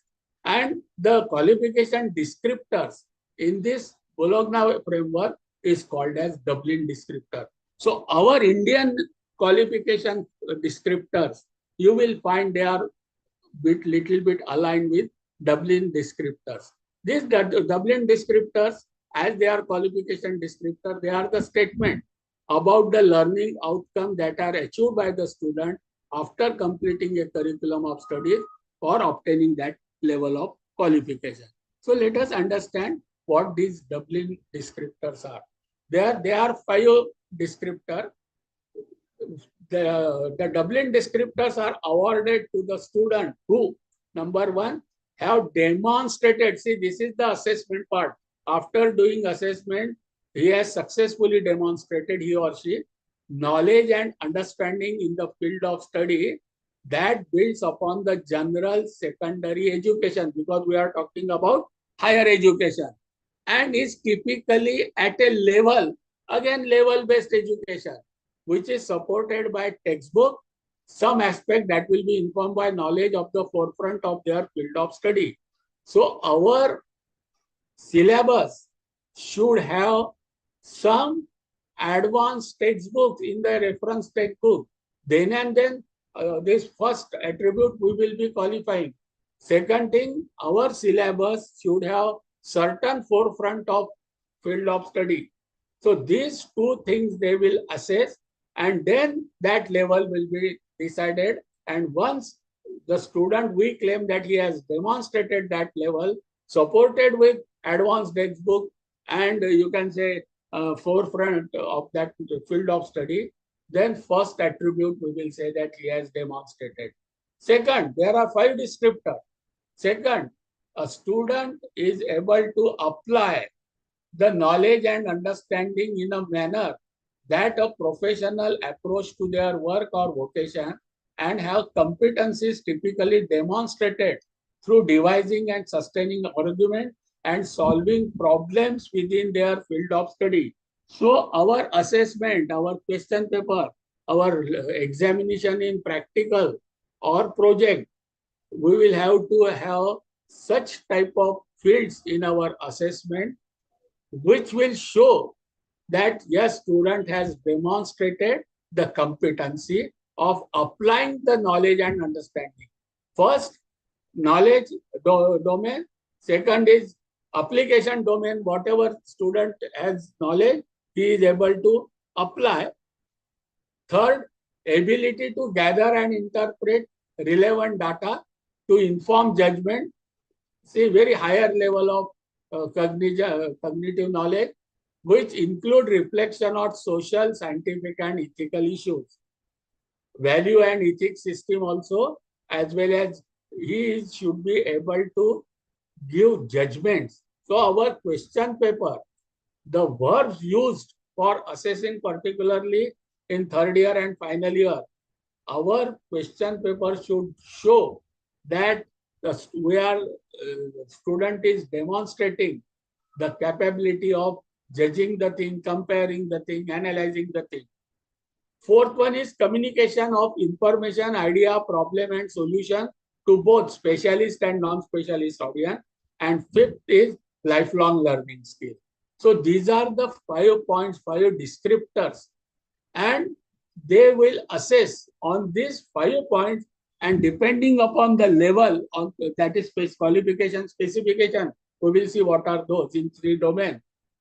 If those are verified and certified, then qualification will be awarded. So every student will be assessed on these 5 Dublin descriptor. In case of European Union, India has also taken 5 descriptor. They are aligned, but they are slightly different. We will go for our descriptors also. Now, national qualification framework in India. So this is the foundation of national qualification framework which I have discussed. We have understood what do we mean by qualification. We have understood what do we mean by qualification framework. We have understood the, you can say, parameters, qualification descriptors. We have understood it will be based on level.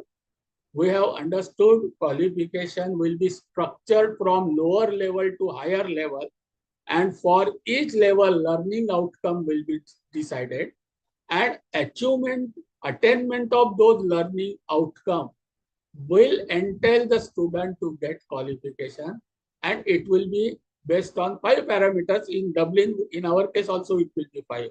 Now, once with this foundation, there are qualification framework, national qualification framework for vocational education also, vocational, you can say skill qualification also, and higher education qualification also. Before 2013, with international level organization, I told you that the process has started somewhere in 87. So this NVEQF was ready in 2013. Then it was extended into NSQF, and NSQF and NVEQF were finally converted into NHEQF.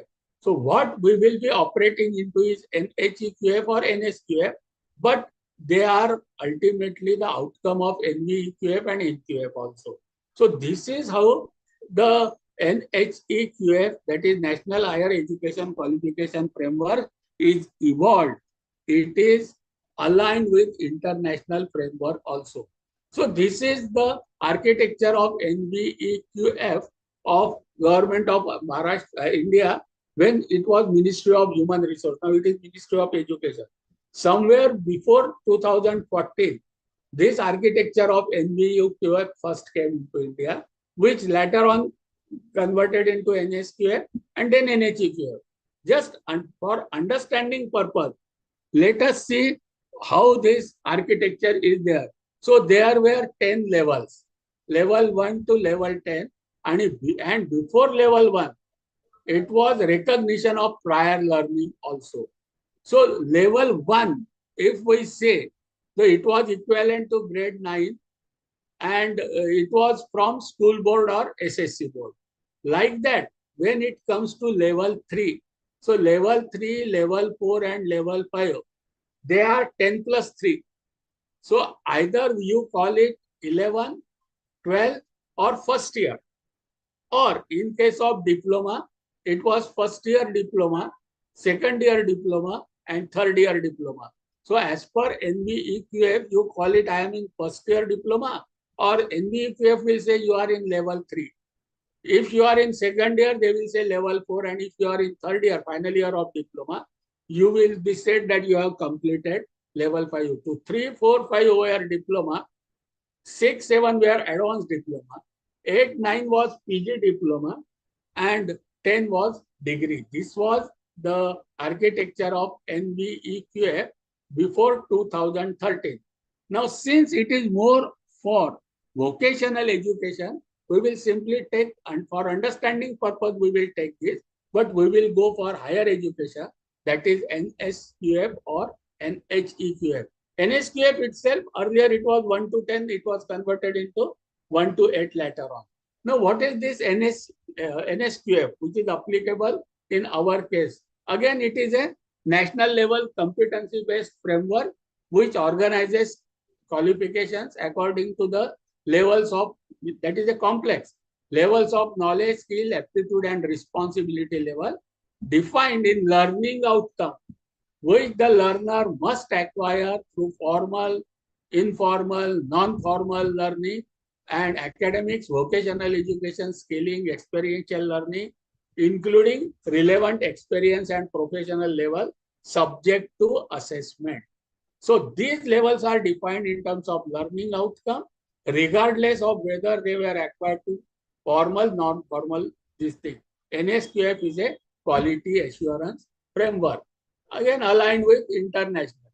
Now these are the levels. Earlier they were 1 to 10, but on 6 June 2013, the modified NSQF were notified. Now they are based on the provisions of NEP and NCRF, National Education Policy and National Credit Framework based NSQF framework has come out. Now there are 8 levels. Level 1 to 2.5 and 3, they are generally for school. 9, 10th, like that. Up to 12th, you will find is 10th level, level 3. Level 3.5 is 11, level 4 is 12, and level 4.5 is first year, what we generally call. So this level is common if a student is in polytechnic. Then after 10th, he has joined polytechnic, that is a technical education. Then his first year will be level 3.5, something equivalent to 11. His level 4 will be equivalent to 12th, and his third year, final year of 3 years diploma will be level 4.5, which is equivalent to first year. That is why diploma people come directly into second year, because diploma education's third year, which is level 4.5, and 4 years, say degree programs first year, is also level 4.5. So third year of diploma and first year of degree, both are at same level. That is why they have already attained level 4.5, so they directly come to level 5. So level 5, level 5.5, 6, 6.5, 7, and final level 8 means doctorate.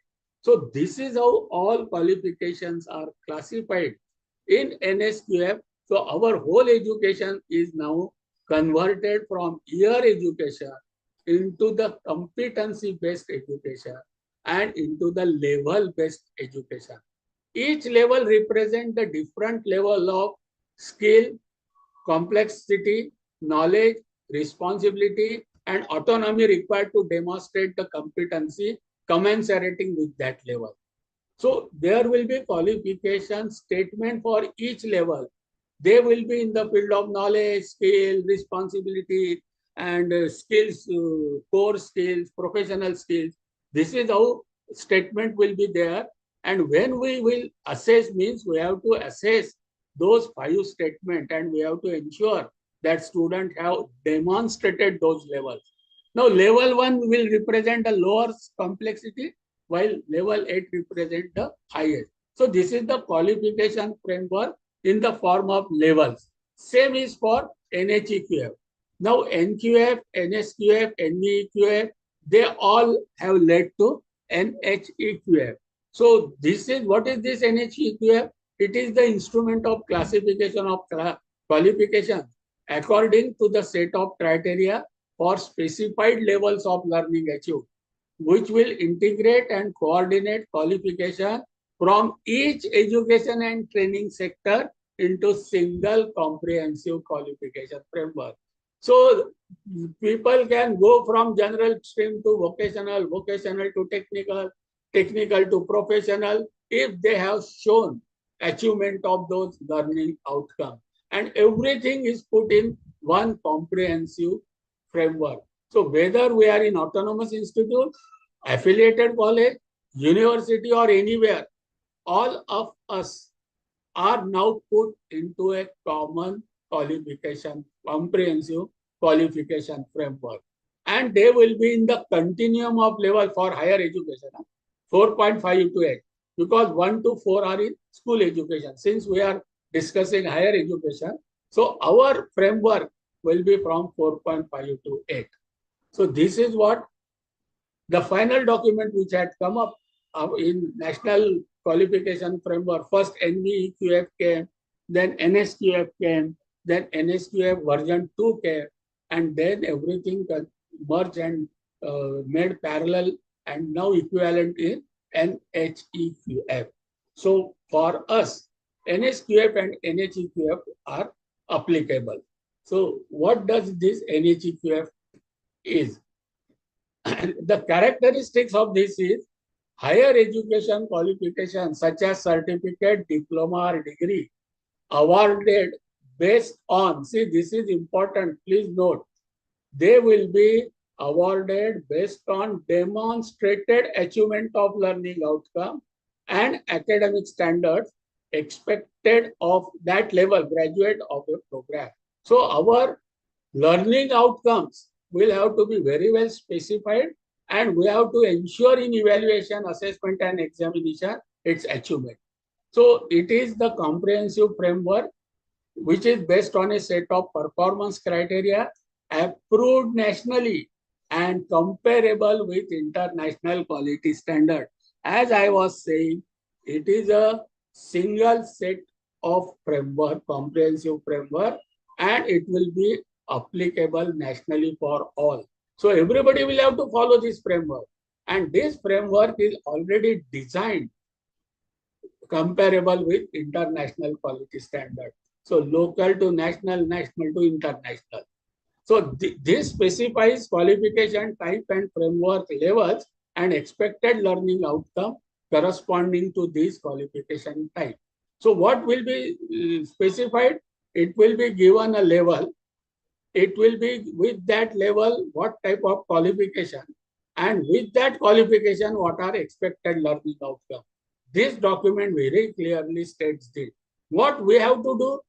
We have to take this document, and for suppose I say I want to design a syllabus for 3 years degree program. I should take first year. First year means which level? Level 4.5. Corresponding to level 4.5, what is the qualification? Certificate. Corresponding to certificate, what are expected learning outcome? Nationally specified. You and me cannot change it. Every institute in India will have to have for that level same expected learning outcome. Now, once that is given, our choice is when I design syllabus of first year, all three domains, knowledge, skills, and values and behavior, whether they are imbibed it or not. If imbibed for that level, according to the expected learning outcome, whether my syllabi matches with that level or not. I cannot have postgraduate level course curriculum in first year of any program. No. First year will be foundation. So all subject and its content should be of foundational level. Second year, intermediate level. Third year, advanced level. Fourth year, more advanced level. So this is how stage-wise, level-wise, and qualification-wise our syllabi will change. It is in continuum. So 4.5 will be continuum with 5 will be continuum with 5.5. But level 4.5 is different than level 6. That we have to understand.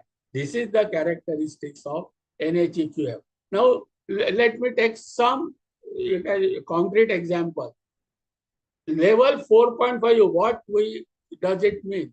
It means undergraduate certificate. Program duration will be of first year, 1 year, 2 semester. Duration of level 4.5 will be of 2 semesters, and it will be, if it will give the certificate, and level will be 4.5. If in multi-entry, multi-exit, a student goes out of first year or level 4.5, exit course of skill enhancement of 4 credit the student will have to do, and then he will get certificate. But level 4.5 courses, its contents will be matching with level 4.5. You cannot have the course curriculum very deep of level, higher level into level 4.5. Level 5 means 2 years program. It will lead to diploma. And if a student leaves after 4 semesters, but student has to complete all these 4 semesters. Now, each year means, we know 20 plus 20 credit means 40 credit. That we will see in next slide how it is related with credit also. But level and qualifications are related through this. It goes even up to level 8. So all our curriculum will be now level based. From first year of undergraduate course to PhD doctoral degree, they will be given into level, and according to the level, the qualification or certification or the awards will be given to the student, and duration is given, and according to duration, credits will have to be earned. Now, qualification levels, and we have understood the qualification. Level 4.5 certificate, level 5 diploma, level 5.5 degree, like that we have understood. Now, according to the level, how learning outcomes have to be mapped. Higher education qualification leading to a certificate, diploma, degree shall be described by NSQF or NHEQF in terms of learning outcomes. So we should keep in mind the learning outcomes also when we design any syllabi for any year. Now, each level is structured based on defined learning outcome. What are those learning outcomes? They are the statements of what the learner is expected to know, expected to understand, and expected to do on successful completion of approved program of study at a specified level. The student should be able to demonstrate the graduate attributes defined in terms of expected learning outcome, whether acquired through any mode of learning, direct, in-person, face-to-face instruction, open or distance, online education, hybrid, blended, whatever may be the mode, but the student should be able to demonstrate. So assessment, evaluation, and examination. So we will have to work a lot on these reforms of assessment. Up till now, we have worked on syllabus framing, syllabus content, but our exam, evaluation, and assessment will be the next phase of reform, because we will have to prove that after successful passing, The students have demonstrated it. Now, let us talk about qualification descriptor, the statement. See, this was for NBEQF before 1314. So what were the areas? There were 5, you can say, domains, and with each level, now up to level 3 is a school, so I will skip this. But for each level, what is expected? So what is expected in level 8? What is expected in class 9? What is expected in class 10? So that is very clearly given in this NBEQF. We will go to their next level. Of course, these descriptors are before 2014. They are related to NBEQF, but they are based on Bologna process only. But on this document only, then NSQF and later on NHEQF had come up. That is why it is necessary to understand this. So level 4 was skilled worker, level 5 was supervisor, level 6 was master. And what is expected in this 5 in terms of responsibility, in terms of communication skill, in terms of knowledge, in terms of that skill, core skill, this was designed for NEPQF. Now from this only, so it was up to doctoral degree. This is the basis. Bologna was first basis, NBEQF was second basis. When NEP came into operation after 2020, or say almost 2016, it was in the process of acceptance. That time, NSQF and NHEQF came into existence. Now, we are implementing NSQF and NHEQF. But remember, those are based on NBEQF and Bologna only, doubling parameter only. Now here, this is what each of us should know, that for each level, means whether it is 4.5, 5.5 or 6, that is whether it is first year, second year, third year or final year, each level will be described by statement of learning outcome in 5 domains known as level descriptors. You will find these 5 domains are again based on 3 domains of knowledge, skill and behavior. These 5 domains are professional theoretical knowledge, professional and technical skills and expertise, aptitude, mindset, soft skills, employment readiness, entrepreneurship skills, broad learning outcomes, and level of responsibility. So on these 5 domains, the statements are given for each of the level. What is there in professional? That is first statement, professional theoretical knowledge. Then we will design a syllabus for level 4.5, that is first year, or for a course of third year, say level 5.5. Under this domain of professional theoretical knowledge, we have to mention what a learner should know and understand with reference to that subject or field of knowledge at that level. It has to be described in terms of depth, breadth, and kind of knowledge and complexity. Depth of knowledge can be general or specialized. Breadth of knowledge can range from single topic to multidisciplinary area of knowledge. Kind of knowledge can range from concrete to abstract, from segmented to cumulative. Complexity of knowledge is combination of kind, depth, and breadth. So first our statement for level, say 4.5, we are talking about first domain. We have to mention what is expected in that level on first point. For second point, professional and technical skills. Professional skills, what a learner should be able to do. Cognitive and creative skills involving use of intuitive, logical, creative thinking, critical thinking. Communication skills involving written, oral, literacy, numeracy. Interpersonal skills and generic skills should possess to do the task or job competently, productively, independently. And basic skills involving dexterity and use of methods, material, tools, instruments used for performance of job, including information technology skills needed for a given level of study and work. So this has to be very clearly mentioned for each subject, for each level. aptitude, mindset, soft skills, employment readiness, and entrepreneur skills. Generic employment readiness, entrepreneur skills mindset, digital, financial, legal literacy, entrepreneurship, inclusion and diversity, and life skills. So this will be the third domain on which we have to give the statements or description for each level. So in level 4.5, on this aptitude mindset, this is what is expected. While on 6th level, on the same domain, what is higher level expected. We will see they have already specified. We will take it also. And fourth one is broad learning outcomes and level of responsibility. Fifth. So on these 5 parameters, the statement have to be given. What is this level of responsibility? Responsibility that the learner can be entrusted on their completion, such as degree of supervision that a person needs when doing a job, degree of supervision a person is capable of exercising over others. That is the level at which learner can supervise others. It determines nature of working relationship, level of responsibility for self and others, managing the change, and accountability of action.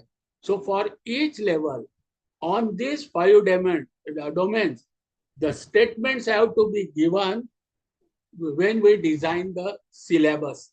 This is the qualification framework, national qualification framework. I repeat, whether we are X institute or X university, it has to be done. It will be pan-India, and this is interrelated with globe.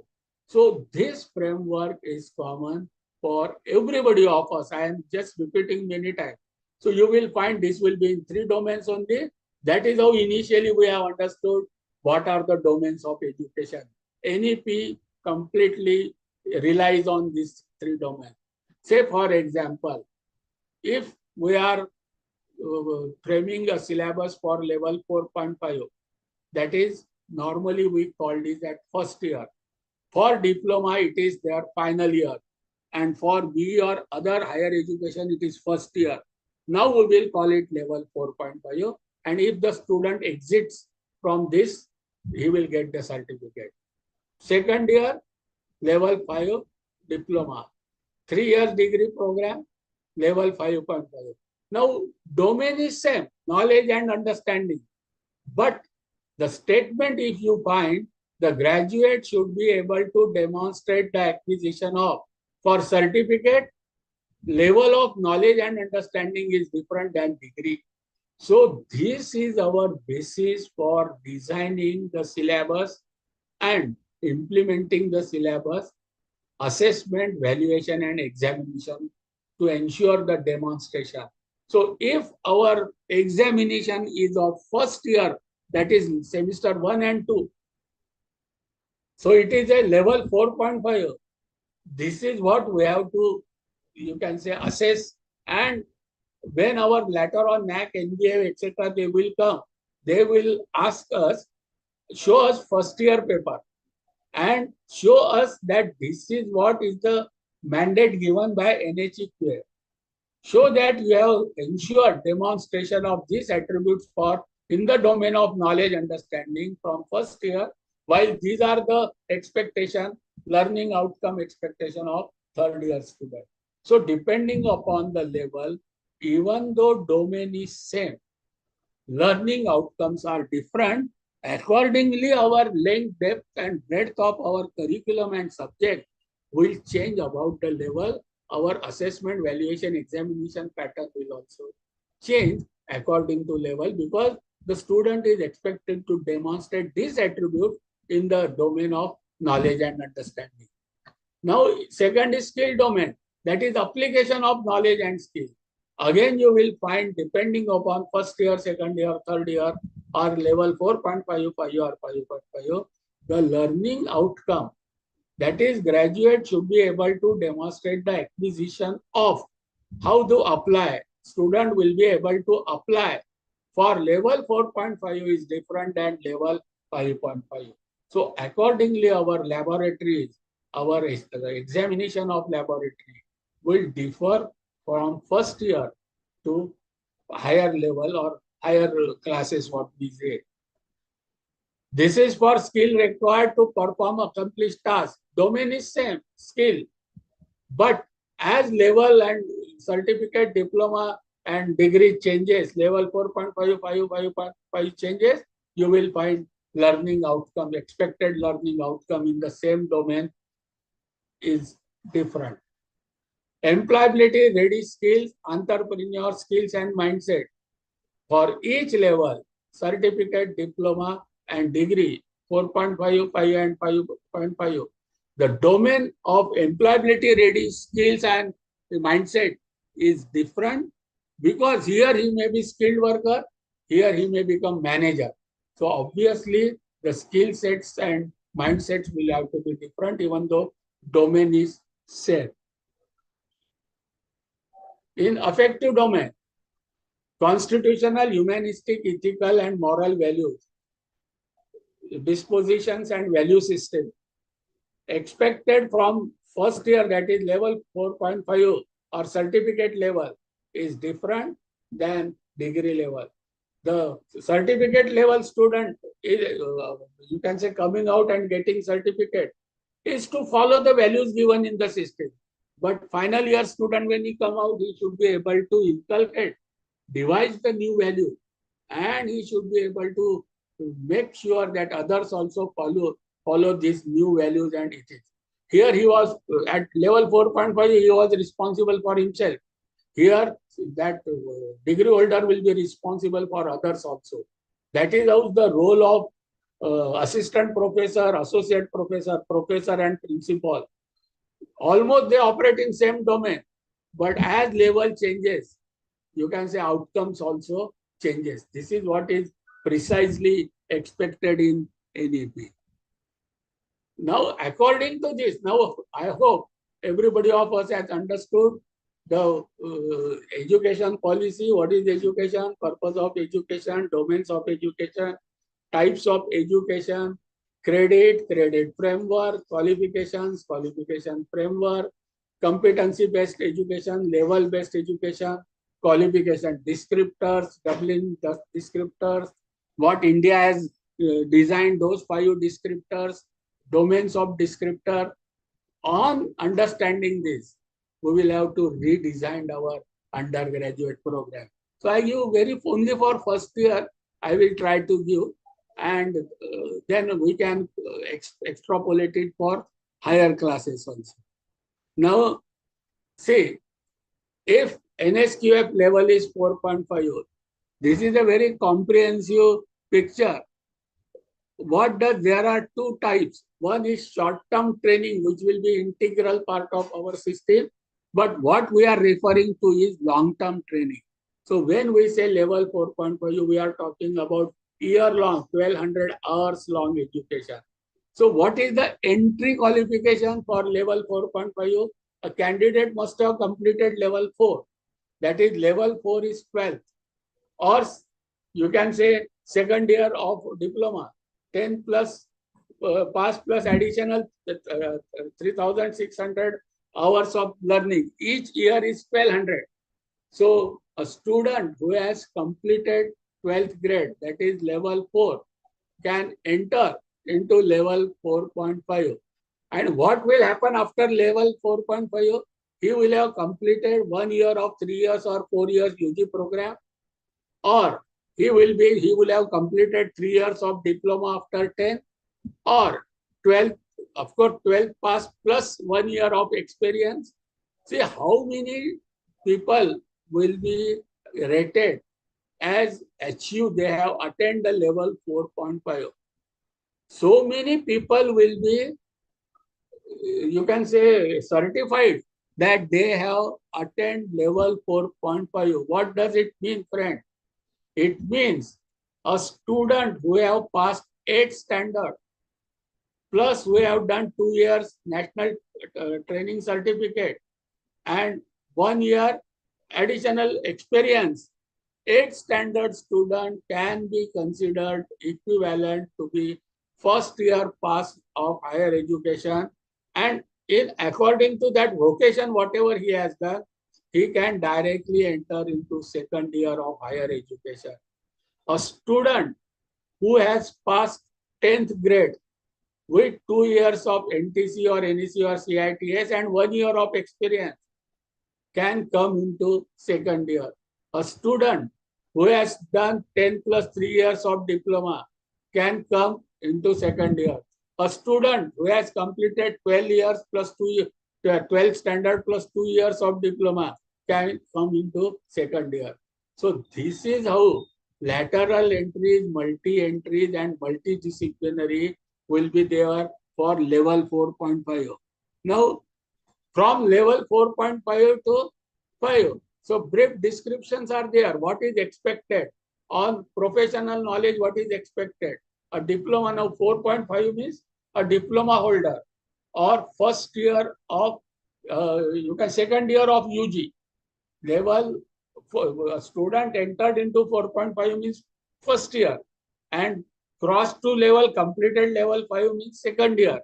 So the diploma pass and he has even passed second year of UG.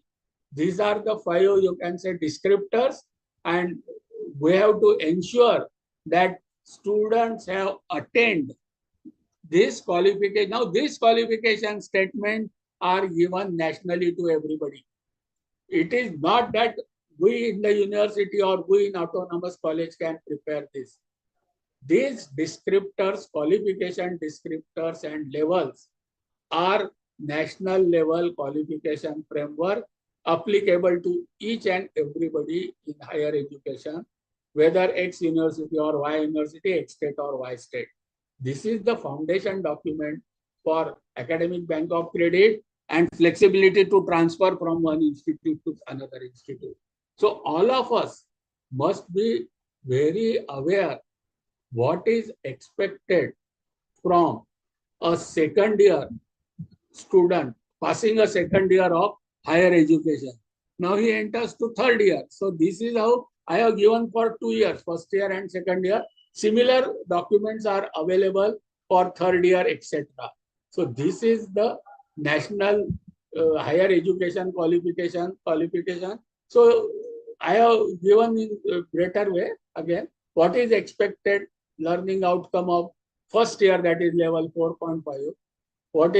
What type of responsibility on those 5 statements what is given.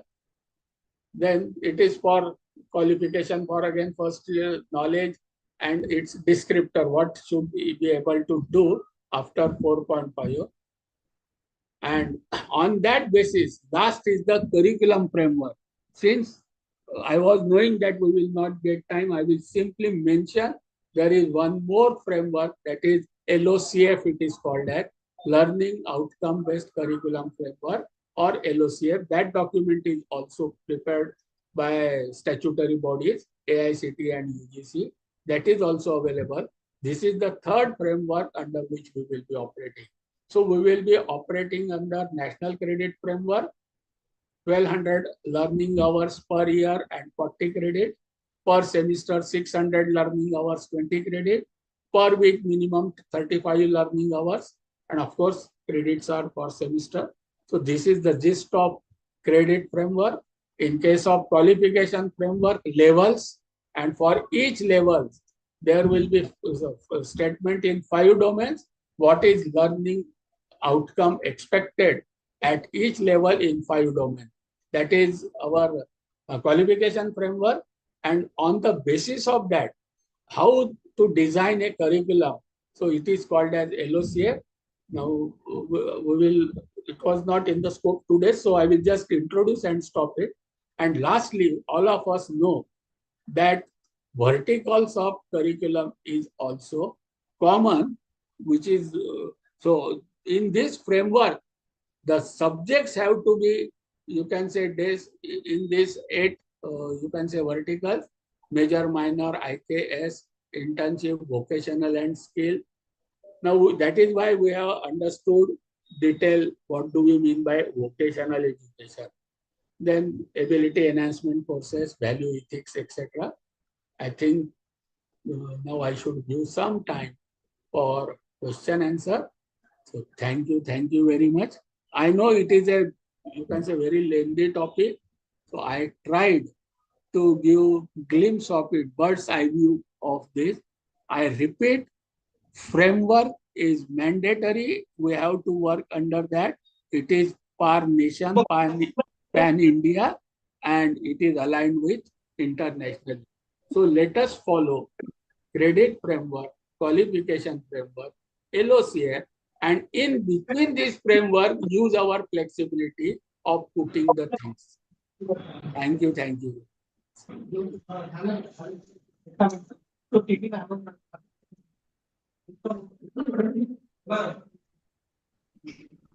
Yes, sir. Hello, Ankit sir. Yes, sir. Any questions still there?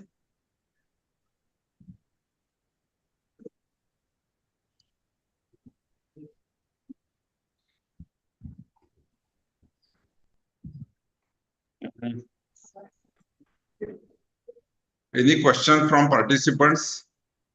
You won't get any better resource than sir to address your queries. So if anyone is having any question, please ask.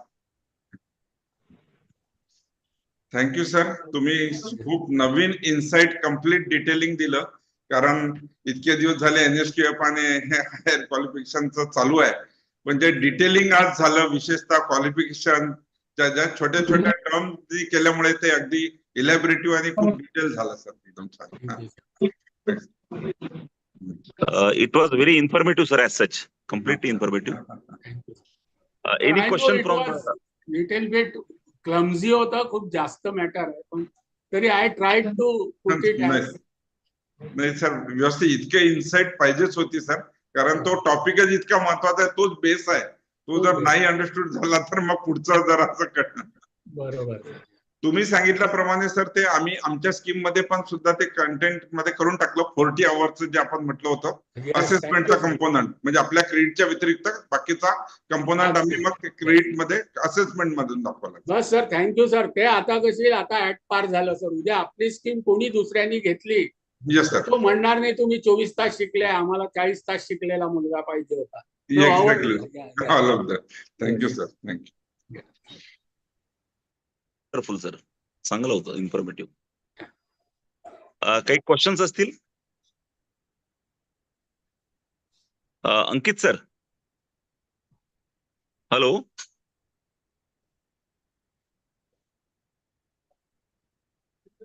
Ankit sir. Kasat sir, if there no issue, question नसतील तर Harsha ma'am तुम्ही you may Harsha madam, please go for vote of thanks. Yes, sir. Very good evening to all. It's my privilege to extend the vote of thanks on this occasion of UGC sponsored NEP 2020 orientation and sensitization program. First and the foremost, I would like to express my heartfelt gratitude to Dr. Anant Marathe sir, former principal of HPPM's College of Engineering and Technology, Amravati, for his insightful and very interactive session on the concept of NEP 2020 with the special reference to the NHEQF and NSQF and the National Credit Framework. Sir, your knowledge and experience have undoubtedly enlightened us and provided a deeper understanding of the new educational framework. Also, special thanks to Professor Mohammad Atiq sir, Director of the Malmiya Vision Teacher Training Center, UGC, and the Professor and Head of Department of Computer Science and Engineering at Santa Gadge Baba Amravati University. Your presence and guidance, sir, in organizing this event has been instrumental for its success. I also extend my appreciation to our beloved Principal, sir, Dr. Sanjay Khede, sir, for his contributions to this program. Your efforts in supporting and shaping this initiative has been very invaluable. And lastly, I thank all the participants and attendees for their active involvement. Thank you, sir. Thank you. Thank you, madam. Thank you to all. Thanks a lot. Thank you, sir. Thank you, sir. Thank you, sir. Thank you. Thank you. आणि sir पुन्हा एकदा कधी जेव्हा लागेल नवीन value addition, तेव्हा आम्ही तुम्हाला जरूर Sir, it will be my privilege and pleasure. Thank you, sir. Yes, sir. Thank you, sir. Thank you, sir.